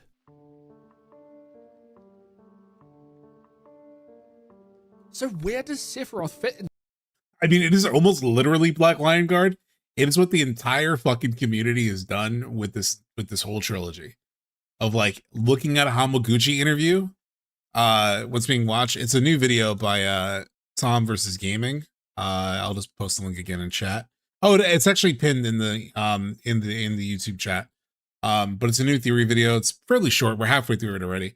But it's called "We Fundamentally Misunderstood FF7 Rebirth," and it's largely taking in like Yoga stuff. But what I was saying is like what is being described here is basically what's been happening, or what I just described in terms of like that like eye making manas thing from Yoga is like that's basically what the fuck is happening with the community, where it's like many people believe it's a sequel, and so we'll take the Hamaguchi interviews and we'll lens it that way, and I'm guilty of this too. Like I will lens like what's being said through that filter, and then the same thing with like people who don't think it's a sequel, people who think it's a spicy remake, which is actually a pretty good definition of it. Where it sounds maybe like demeaning, but it's not. It's like a spicy remake. Spicy is like more interesting. So it's like it's taking those quotes and it's also filtering it through that lens. You know what I mean? Like we're literally doing that all the time as like an entire fan base. To all of this, we assume his ultimate goal, the reunion of worlds, is to become a god ruling over a physical universe. But the lore tells a different story. In Crisis Core, when Sephiroth stabs Cloud, Cloud manages to overpower him and throw him into the livestream. At this point, Sephiroth's physical body is dead. However, his willpower is so strong that he doesn't return to the planet, allowing his spirit to persist, locate the northern crater, and begin reconstituting a new body over several years. The Sephiroth encountered throughout the games is actually Genova's body shapeshifting into his form, controlled by his conscious will from the crater to trigger the reunion, retrieve the black materia. Which matches up Without with his the OG. physical body, Sephiroth is a hollow, parasitic will. He lacks the autonomous, creative force of a natural soul to generate these stable worlds on his own. He needs Cloud. He requires Cloud's trauma to serve as the engine for his existence. Yeah, there was a guy named B. Hickman who's commented on my videos before that kind of had this similar point where it was like he used more of the Crisis Core as a reference point, but basically the idea was that Sephiroth couldn't like have his own dreams impact the like he was incapable of like forming dreams in the way that like other people were. Like because you know like Angeal has like dreams and he's like protect your dreams and your honor, etc. But Sephiroth is sort of incapable of that for whatever reason, and so Cloud kind of becomes the vehicle for that, which is kind of interesting. Black Vanguard, like where this theory is going. Steed. What I would add is that the Jungian lens is so key. I never know if it's Jungian or Jungian, but I think it's Jungian. Lens is so key. I think TomVsGaming explained this idea better than I ever did personally. My only comment to him was let's add the young lens, and he probably will. Yeah. Hijacking Cloud's denial, Sephiroth ensures he will, in his own words, never be a memory. The goal of the reunion becomes more than just reassembling Genova's main body. Jungian. Got it. Regaining his full power and summoning Meteor. He wants to merge Cloud's errant worlds into one permanent reality. replacing the planet's collective consciousness with his own ego. Summoning Meteor hold on, let me becomes more than replay just this one. reassembling Genova's main body, regaining his full power and summoning Meteor. He wants to merge Cloud's errant worlds into one permanent reality, replacing the planet's collective consciousness with his own ego. He isn't just trying to rule the cosmos, he's trying to permanently hijack Cloud's soul. If Cloud... I mean, yes. I was also thinking, though, it's basically what I've been thinking for a while in terms of like, I have many more ways to describe this, but I will spoil my own fucking video, so I can't. But like, I've mentioned this before. Basically, Sephiroth wants to rewrite. He wants to remake the world. Like, I think that is the second definition of remake that, you know, Nomura teased, but he couldn't like describe explicitly in interviews. It's like basically the world is supposed to be one way, which was the OG way, which is what we fought to sort of like break free from at the end of Remake. And because of that, because now things aren't, since the Whispers are no longer ensuring that things hew to the exact one definition of the world as we've known it, and it's created these splits that you literally see in the Ultimania, where it's like one sort of like live stream, and then in the Ultimania, because they show that in the Remake Ultimania, and then the Rebirth Ultimania, you see the stream start to fracture and split and create new possibilities, which I keep saying in terms of like new possibilities. Ever Crisis talks about possibilities. They talk about ripples having effect when enough people believe in the ripples. They have like, there are what effectively I believe could have potentially happened is, I guess I could say this part. I do wonder if the remake world is and has always been distinct from the OG world. I'm not sure. I'm not sure on this point, which is why I'm open to talking about it. I wonder if the remake world that the Beagle world that we've been in for this whole trilogy, if that was as much of a like quote unquote live stream world in some ways as the Terrier one. And what Sephiroth effectively has done is broken the floodgates by attacking that one to sort of like take this world that would be errant but effectively corrected, and like taking that one and hijacking that one to turn that, to have it overwrite the main one, especially once they sort of like, once he does the reunion thing, part of his plan. So effectively take a world that was not supposed to continue because it had deviations that the Whisperers were continually trying to correct, taking this errant world and sort of using as the main vehicle to like override how things went wrong.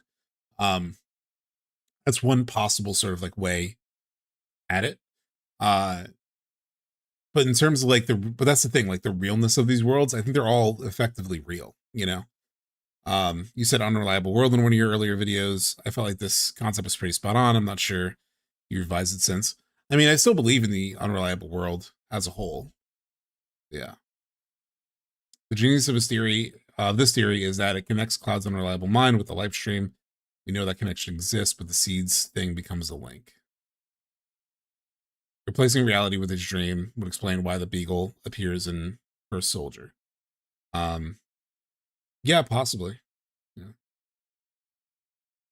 It feels closer to corrupting what would be the OG world as opposed to a separate continuity Beagle being affected. Yeah, that's so Horatio, that's what I'm like in between on. I'm still not entirely sure on. But in so many ways though, Beagle effectively is the OG world. But it starts to have things that deviate. So I don't know yet, because that would also potentially explain why you do see the flashes of the OG world in the Forgotten Capital, right? Like you see the OG Cloud, you know, describing his feelings during Aerith's death. You see that flash, you know, during that thing. We do have the concept of multiple worlds sort of like layered on top of one another, like this video mentions as well. So I don't know. I don't know if I could describe it well enough here without also like getting into things that I don't want to talk about. But yeah. never accepts reality, Sephiroth never becomes a memory. He becomes permanent. But this parasitic relationship doesn't just exist in the mind. It manifests in the flesh.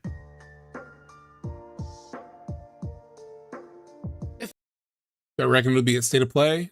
Stranger will be one close.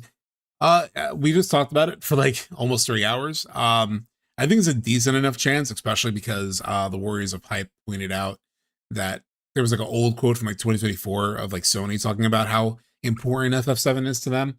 So it's possible they still have like marketing rights, even if they've lost like full on exclusivity. So there's a decent chance, probably 50-50 at this point between either SGF or state of play. I'm putting my bets, my dollars, not actual dollars, but I'm placing my bets more on Summer Games Fest, just because it hurts too much. It'll hurt too much to believe in state of play and have it not show up as state of play, so I'm not going to let myself believe in it. I will take it, though. It'll be 3 days earlier. You're telling me I could potentially see part 3 3 days earlier than Summer Games Fest? Hell yeah, I'll take it. But I'm putting my emotional, like the weight of the emotions into SGF, hoping for state of play. Are we going to stream both events? Unfortunately, no. Most likely not. So definitely not Summer Games Fest, because I'm going to be in LA for Summer Games Fest. So I won't have anything to stream with. I do know Blitz is planning to stream the Summer Games Fest from Sleep Easy's place. So here's the thing. If part 3 gets shown at the state of play, I'm considering not going to the Summer Games Fest show, even though I'll be in LA, and instead maybe be on Blitz's stream for a reaction at Sleep Easy's place. It'll be a bit of a mix. When it comes to state of play, I'm going to be working. I have a work trip on that Tuesday, so it's at 4 p.m. Chicago time, which is where I'll be. And I have a meeting until at least 2. There's a chance I might have another meeting after the 2 p.m. one. If my schedule works out that like I don't have any more meetings after that one that ends at 2 p.m., I'm going to book a room. I found this like workspace. There's like several workspaces where you can like go and they have like internet and stuff. That's, like kind of like a WeWork or whatever. But there's like several of them, and they actually even have like podcasting stuff. So I assume their internet's good. So I will try to book one of them so I could stream from there. If I can leave work on time for it. If not, then I'll just record. I'll either record a reaction or like book a room later in the night so we could do like a nighttime, so you guys can watch the live stream with everyone, and then I can like do a few hours later, so you can watch Max talk about it and react to it, and then you can watch me react and talk about it later in the night. That could be another option, maybe like a Tuesday night thing. I'm leaning more toward that. Like I want to do something if I can, and I do think it's possible. I just don't know if it'll be live. So if it's not live, I'll probably do maybe like a night of sort of stream from one of those places. So everything we've talked about so far is true.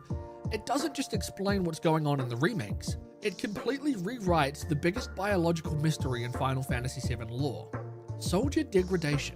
What if degradation isn't a genetic flaw, but the planet's immune response kicking in? Humans aren't supposed to be pumped full of Mako, which is literally liquid storehouse consciousness. The planet's immune system violently rejects this infection, breaking down the host to reclaim its memories. We see this with Jesse's dad, who's in a coma, stuck between worlds after severe Mako exposure.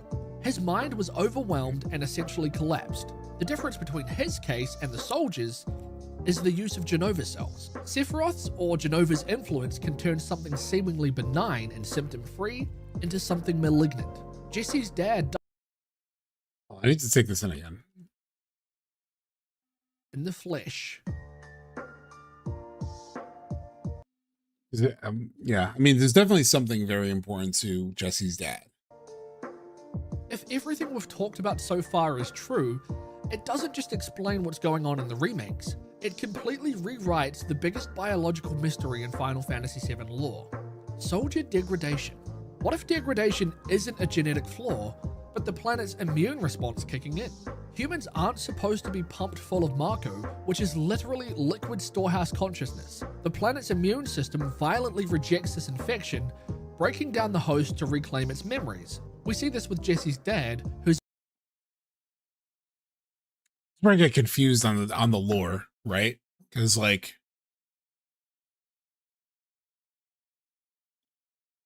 my understanding is degradation is more of an impact of the Genova cells versus the Mako treatment. Because Zach goes through the Mako, everyone goes through it the same, but it impacts people differently, right? Like Zach, he still retained his selfhood because he had a strong enough will. That's like how it's described. Whereas Cloud had a weak will, and so it started to fracture him.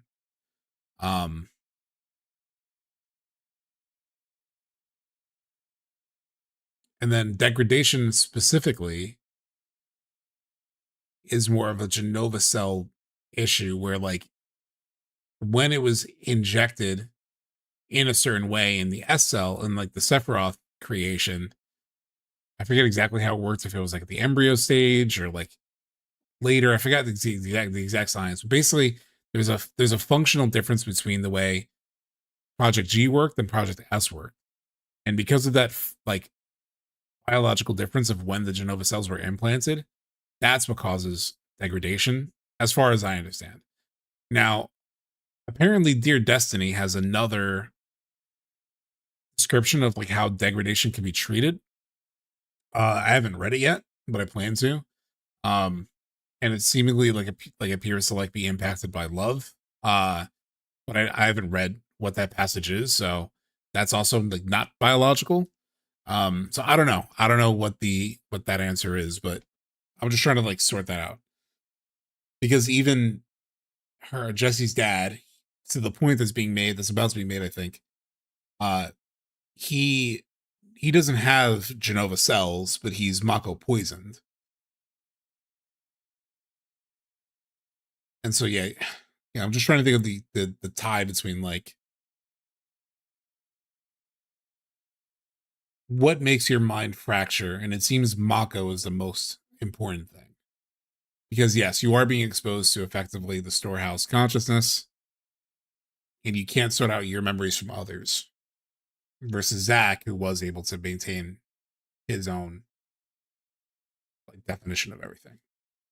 There's an NPC in Cosmic Kaine who's suspiciously similar to Jesse's dad. It says he had a dream while Mako poisons and quit Shinra afterwards. Oh, interesting. What's funny is that I walked around like all the Cosmic Kaine NPCs and listened to them. I don't remember that one, but that's interesting.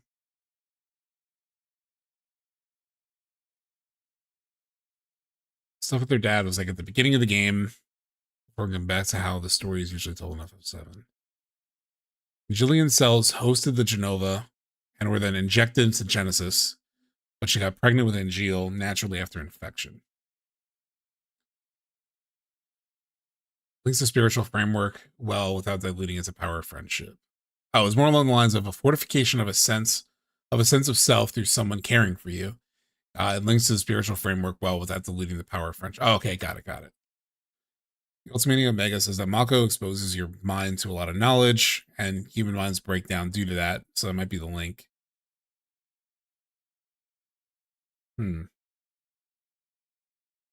So maybe.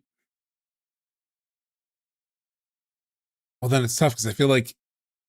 Because I was about to say, oh, so maybe Zach, because he had the Genova cells implanted first, he's like immune to being. But that doesn't work for everyone. I don't know. Where Mako poisoning versus like the Genova cell impact, even Roche, right? Like Roche, he's a crazy guy in general, but he doesn't start to degrade until he gets that new Genova treatment. Like until Hojo does whatever he does in Rebirth, where he has the Genova cells in the Petri dish, and he like does something to Roche. That's when like the full degradation hits in. So it's like again, so at least I'm just like separating the two things in my mind. in terms of like how degradation works versus how like Mako poisoning works, because I do think they are separate. Accelerates his degradation. Yeah.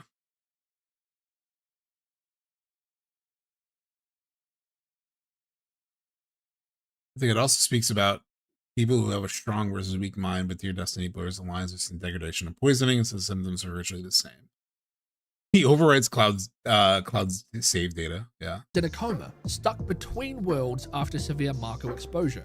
His mind was overwhelmed and essentially collapsed. The difference between his case and the soldiers is the use of Genova cells. Sephiroth's or Genova's influence can turn something seemingly benign and symptom-free into something malignant.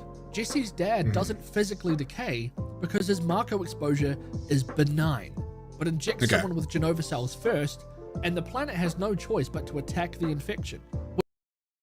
I think I literally like talked myself into what Tom just said. We know the official Genova cells first, and the planet has no choice but to attack the infection. We know the official lore blames degradation on the flawed G-type process versus the pure S cell. But what if we look at that exact same outcome through our mind-only framework? In Rebirth, we see characters like Broden or Roche beginning to degrade, often triggered when Hojo performs additional experiments or when their will breaks, allowing Genova's cells to take over and turn them into mindless men in capes. But if degradation is the planet's autoimmune response, why does Genova end up taking over the host anyway? Shouldn't the immune system wipe Genova's cells out?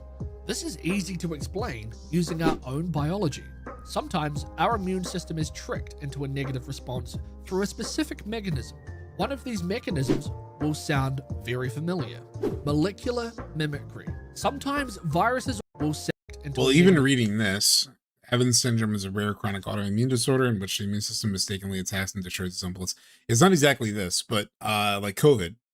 When like COVID happened, one of the things that I feel like, if I remember correctly, basically how your body responded to the virus, like its ability to sort of like identify the virus and deal with it appropriately, sort of like mix up. People would end up, if I remember correctly, people ended up with like crazy high white blood cells. What happens usually when you're sick anyway, but it's like like this virus was the same for people, but the reaction that the body had to the virus was what determined if someone had really bad reactions to it or like handled it well. COVID could cause cytokine storms, making it way worse. Yeah, Black Lion Guard. That's kind of what I'm thinking of, I think. Response through a specific mechanism. One of these mechanisms will sound very familiar. Molecular mimicry. Sometimes viruses or bacteria share structural similarities with your own healthy cells. This resemblance can cause the immune system to mistakenly attack host tissues, triggering autoimmunity. If there is no intervention, your cells will quite literally degrade, and in a Shinra soldier's case, leaving behind only the resilient, parasitic Genova cells to allow Sephiroth to take complete control.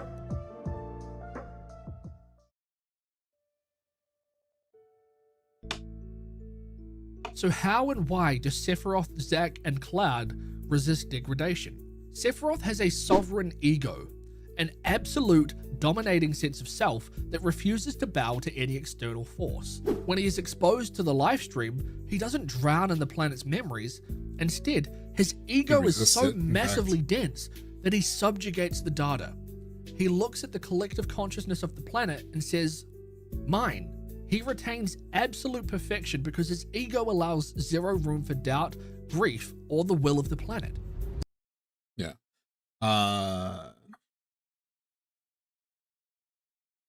John asked a super key question the other day. Why is Zack the only one who doesn't degrade in any capacity? As answer we have a strong sense of self and upbringing. Doesn't NGO also have that?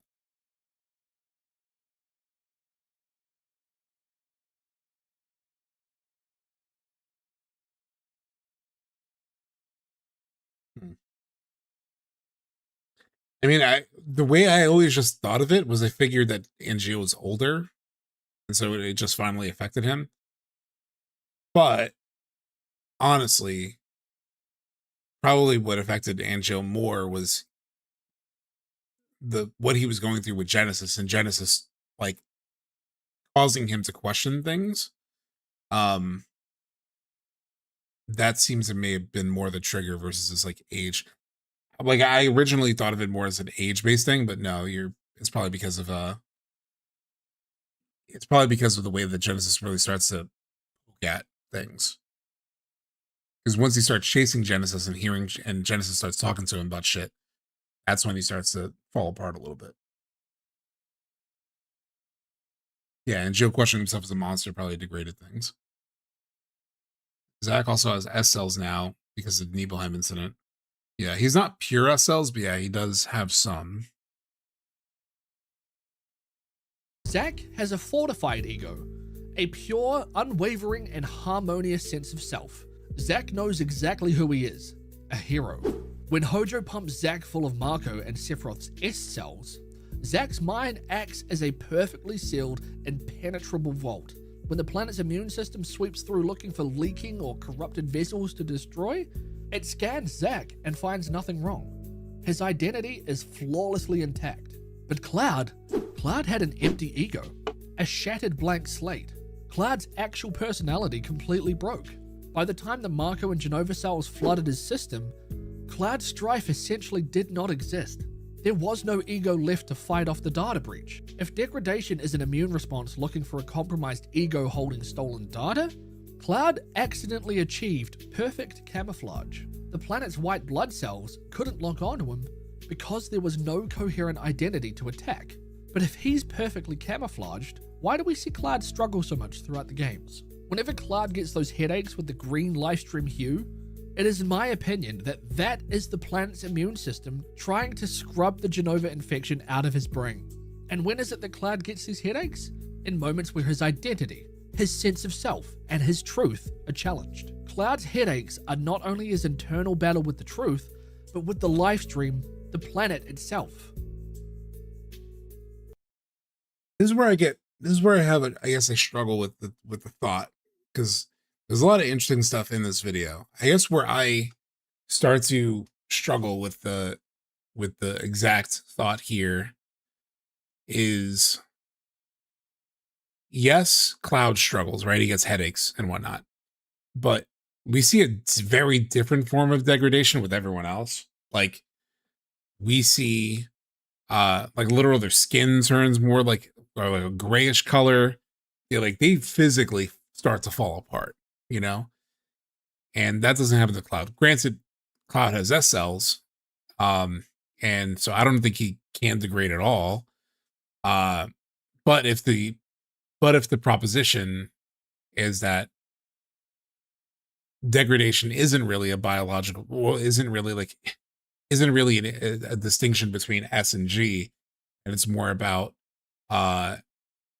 your sense of self, that it kind of doesn't hold completely together. I don't know. Well, I'll continue watching. Part 3's livestream sequence is the singular point where every cognitive conflict is resolved. Cloud and Tifa's conflicting narratives will end with the truth. By guiding him through his memories properly, Tifa will act as the mirror of truth. Cloud's denial of Aerith, Zack, and his mother's death will dissipate, and he will finally process reality. He will align his mind with the perfected nature of reality. The errant seeds will lose their power and dissolve. He strips Sephiroth of his anchor, starves the infection, and collapses the delusions back into a stabilized state of being. From this point on, the world drips Sephiroth. That's a cool fucking edit, though. Holy shit. That's such a cool edit, though. Errant seeds will lose their power and dissolve. He strips Sephiroth of his anchor, starves the infection, and collapses the delusions back into a stabilized state of being. From this point on, the world we perceive as the player will be the true world, with no more of Cloud's delusions seeping in. Cloud is finally able to deal with his trauma. What once was an empty ego, a shattered blank slate, now becomes a fortified ego, a pure, unwavering, and harmonious sense of self. Living up to Zack's dying words, Cloud really is his living legacy.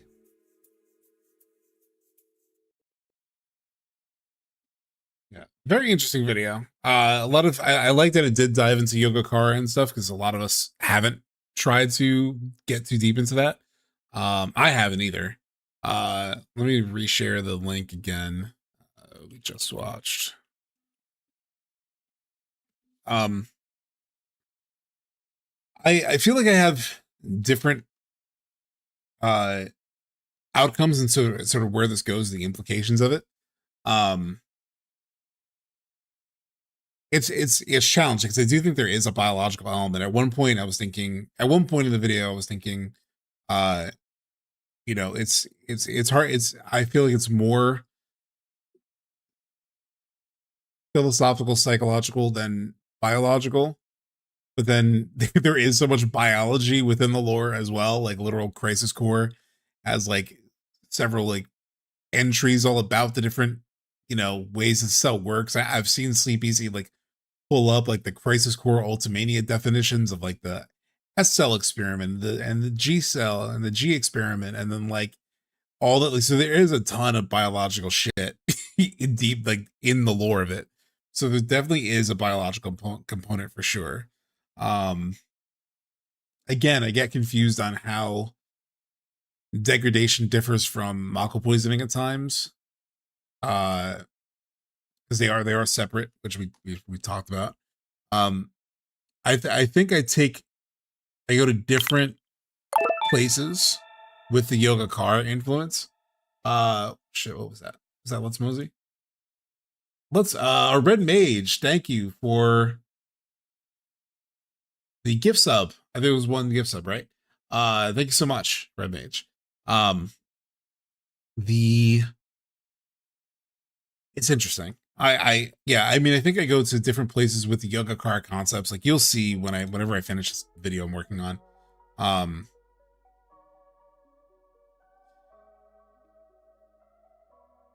It is interesting though to see how in different directions it can go, you know. It's again one of those things that I remember when that quote first dropped, like the whole like Yogacara young thing, when Nojima dropped that. I thought, and some people thought like, oh man, it's crazy that he would drop that, you know what I mean? Something that could so easily lead people to a conclusion, potentially, right? It's like people were like, oh man, he just straight up mentioned like, oh, if you know Young and you know Yogacara, you can maybe figure this whole thing out. And it's like, fuck, that's ballsy, right? It's ballsy to like throw that concept out there to the wolves that we are. People like me and Tom and Steed and whoever else who like dig into this stuff. Because, you know, is it possible that someone could almost spoil where it's going?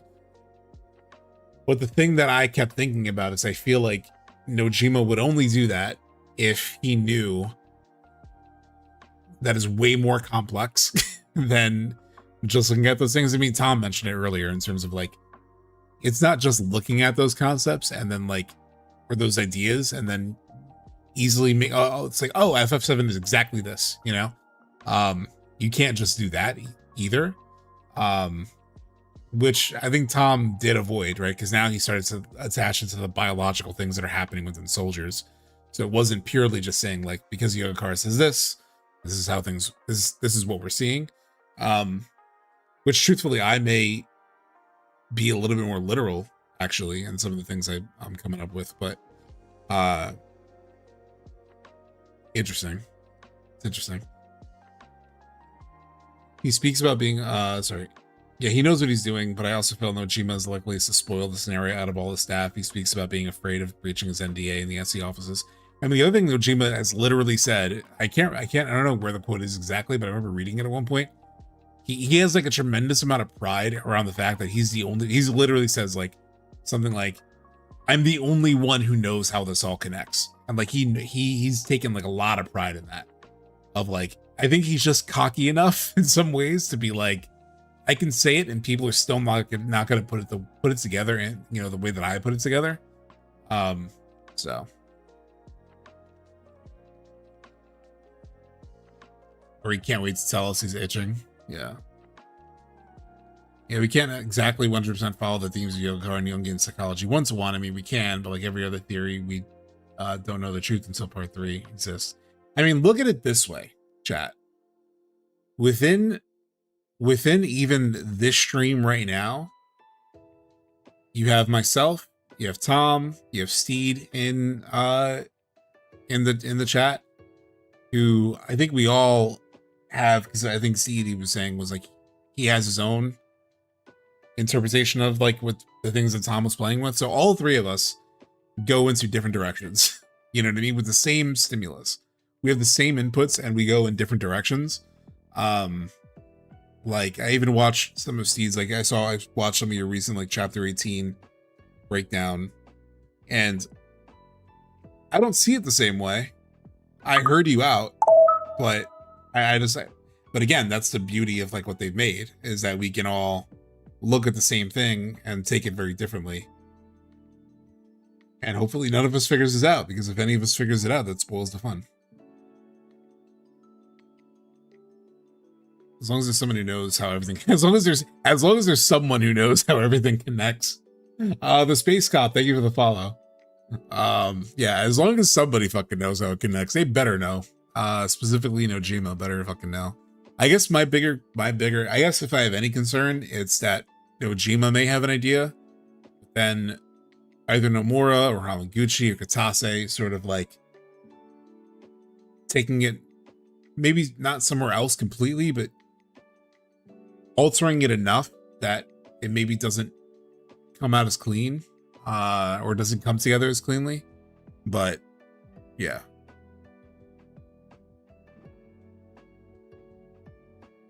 So checking out, I think it's a good chapter to analyze because everyone would be interested. I think what interested me in like your chapter 18 thing was like, to me, that's the most meta sequel coded chapter possible. And so I watched your talk on it. Because I was like, how could he, where could he take it that he doesn't see it that way? And I still don't see what you see, but I hear you.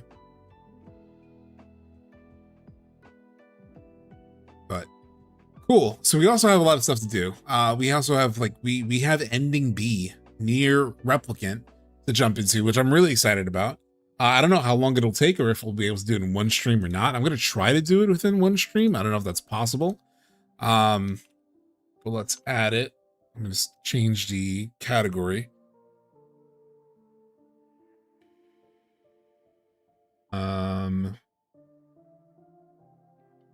So we're going into, on Switch, I just updated the category to NieR. So we have a lot, chat. We have a lot. Peeps, remember, everyone who doesn't like the stream will get their food stolen by Santa this Christmas.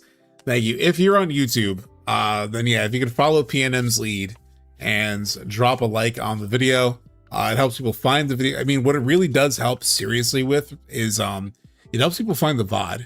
And I have some VODs that like people really do get do watch quite a bit. And I have some that don't. And the likes do really impact how the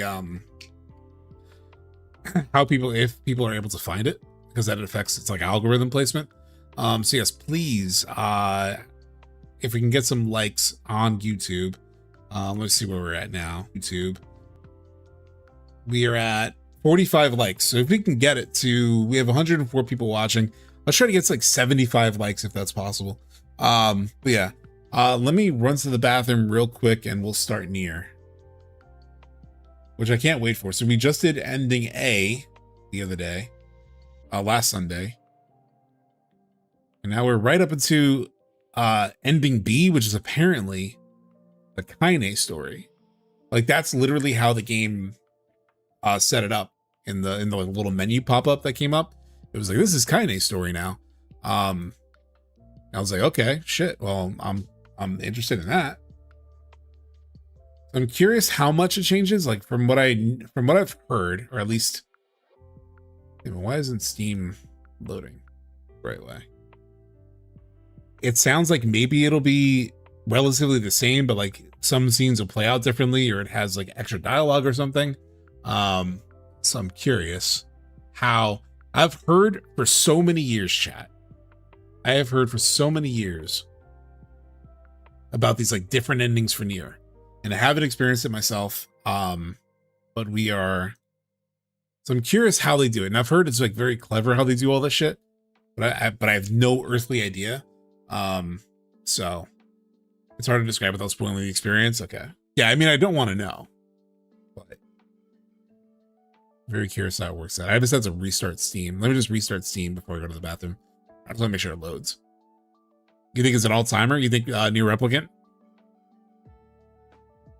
If none of us is right, this might be some all-time storytelling stuff, or maybe you're talking about that. I mean, I do hope that when we reach the end of this trilogy, that we all feel that way, right? There's what Steve was saying. Yeah.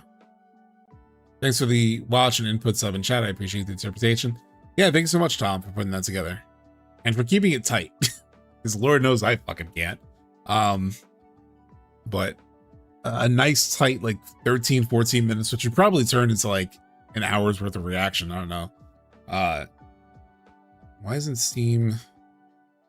Why is like Steam still loading my user data? It's been loading my user data for like a minute and a half. I found something interesting. I have a video out in 3 days. I have absolute faith in their vision.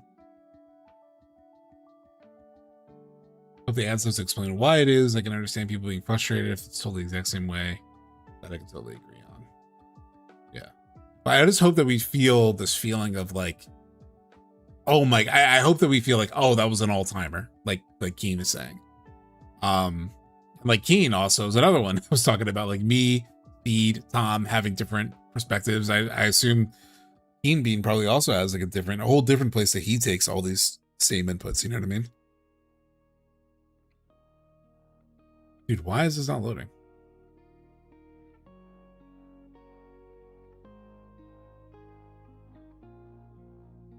Think everyone will be happy?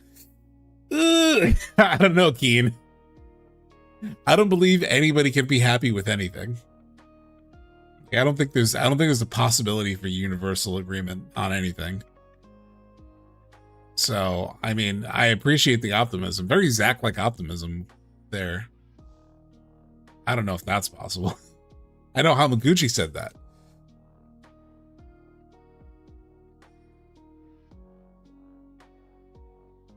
Why is Steam... Fuck, dude.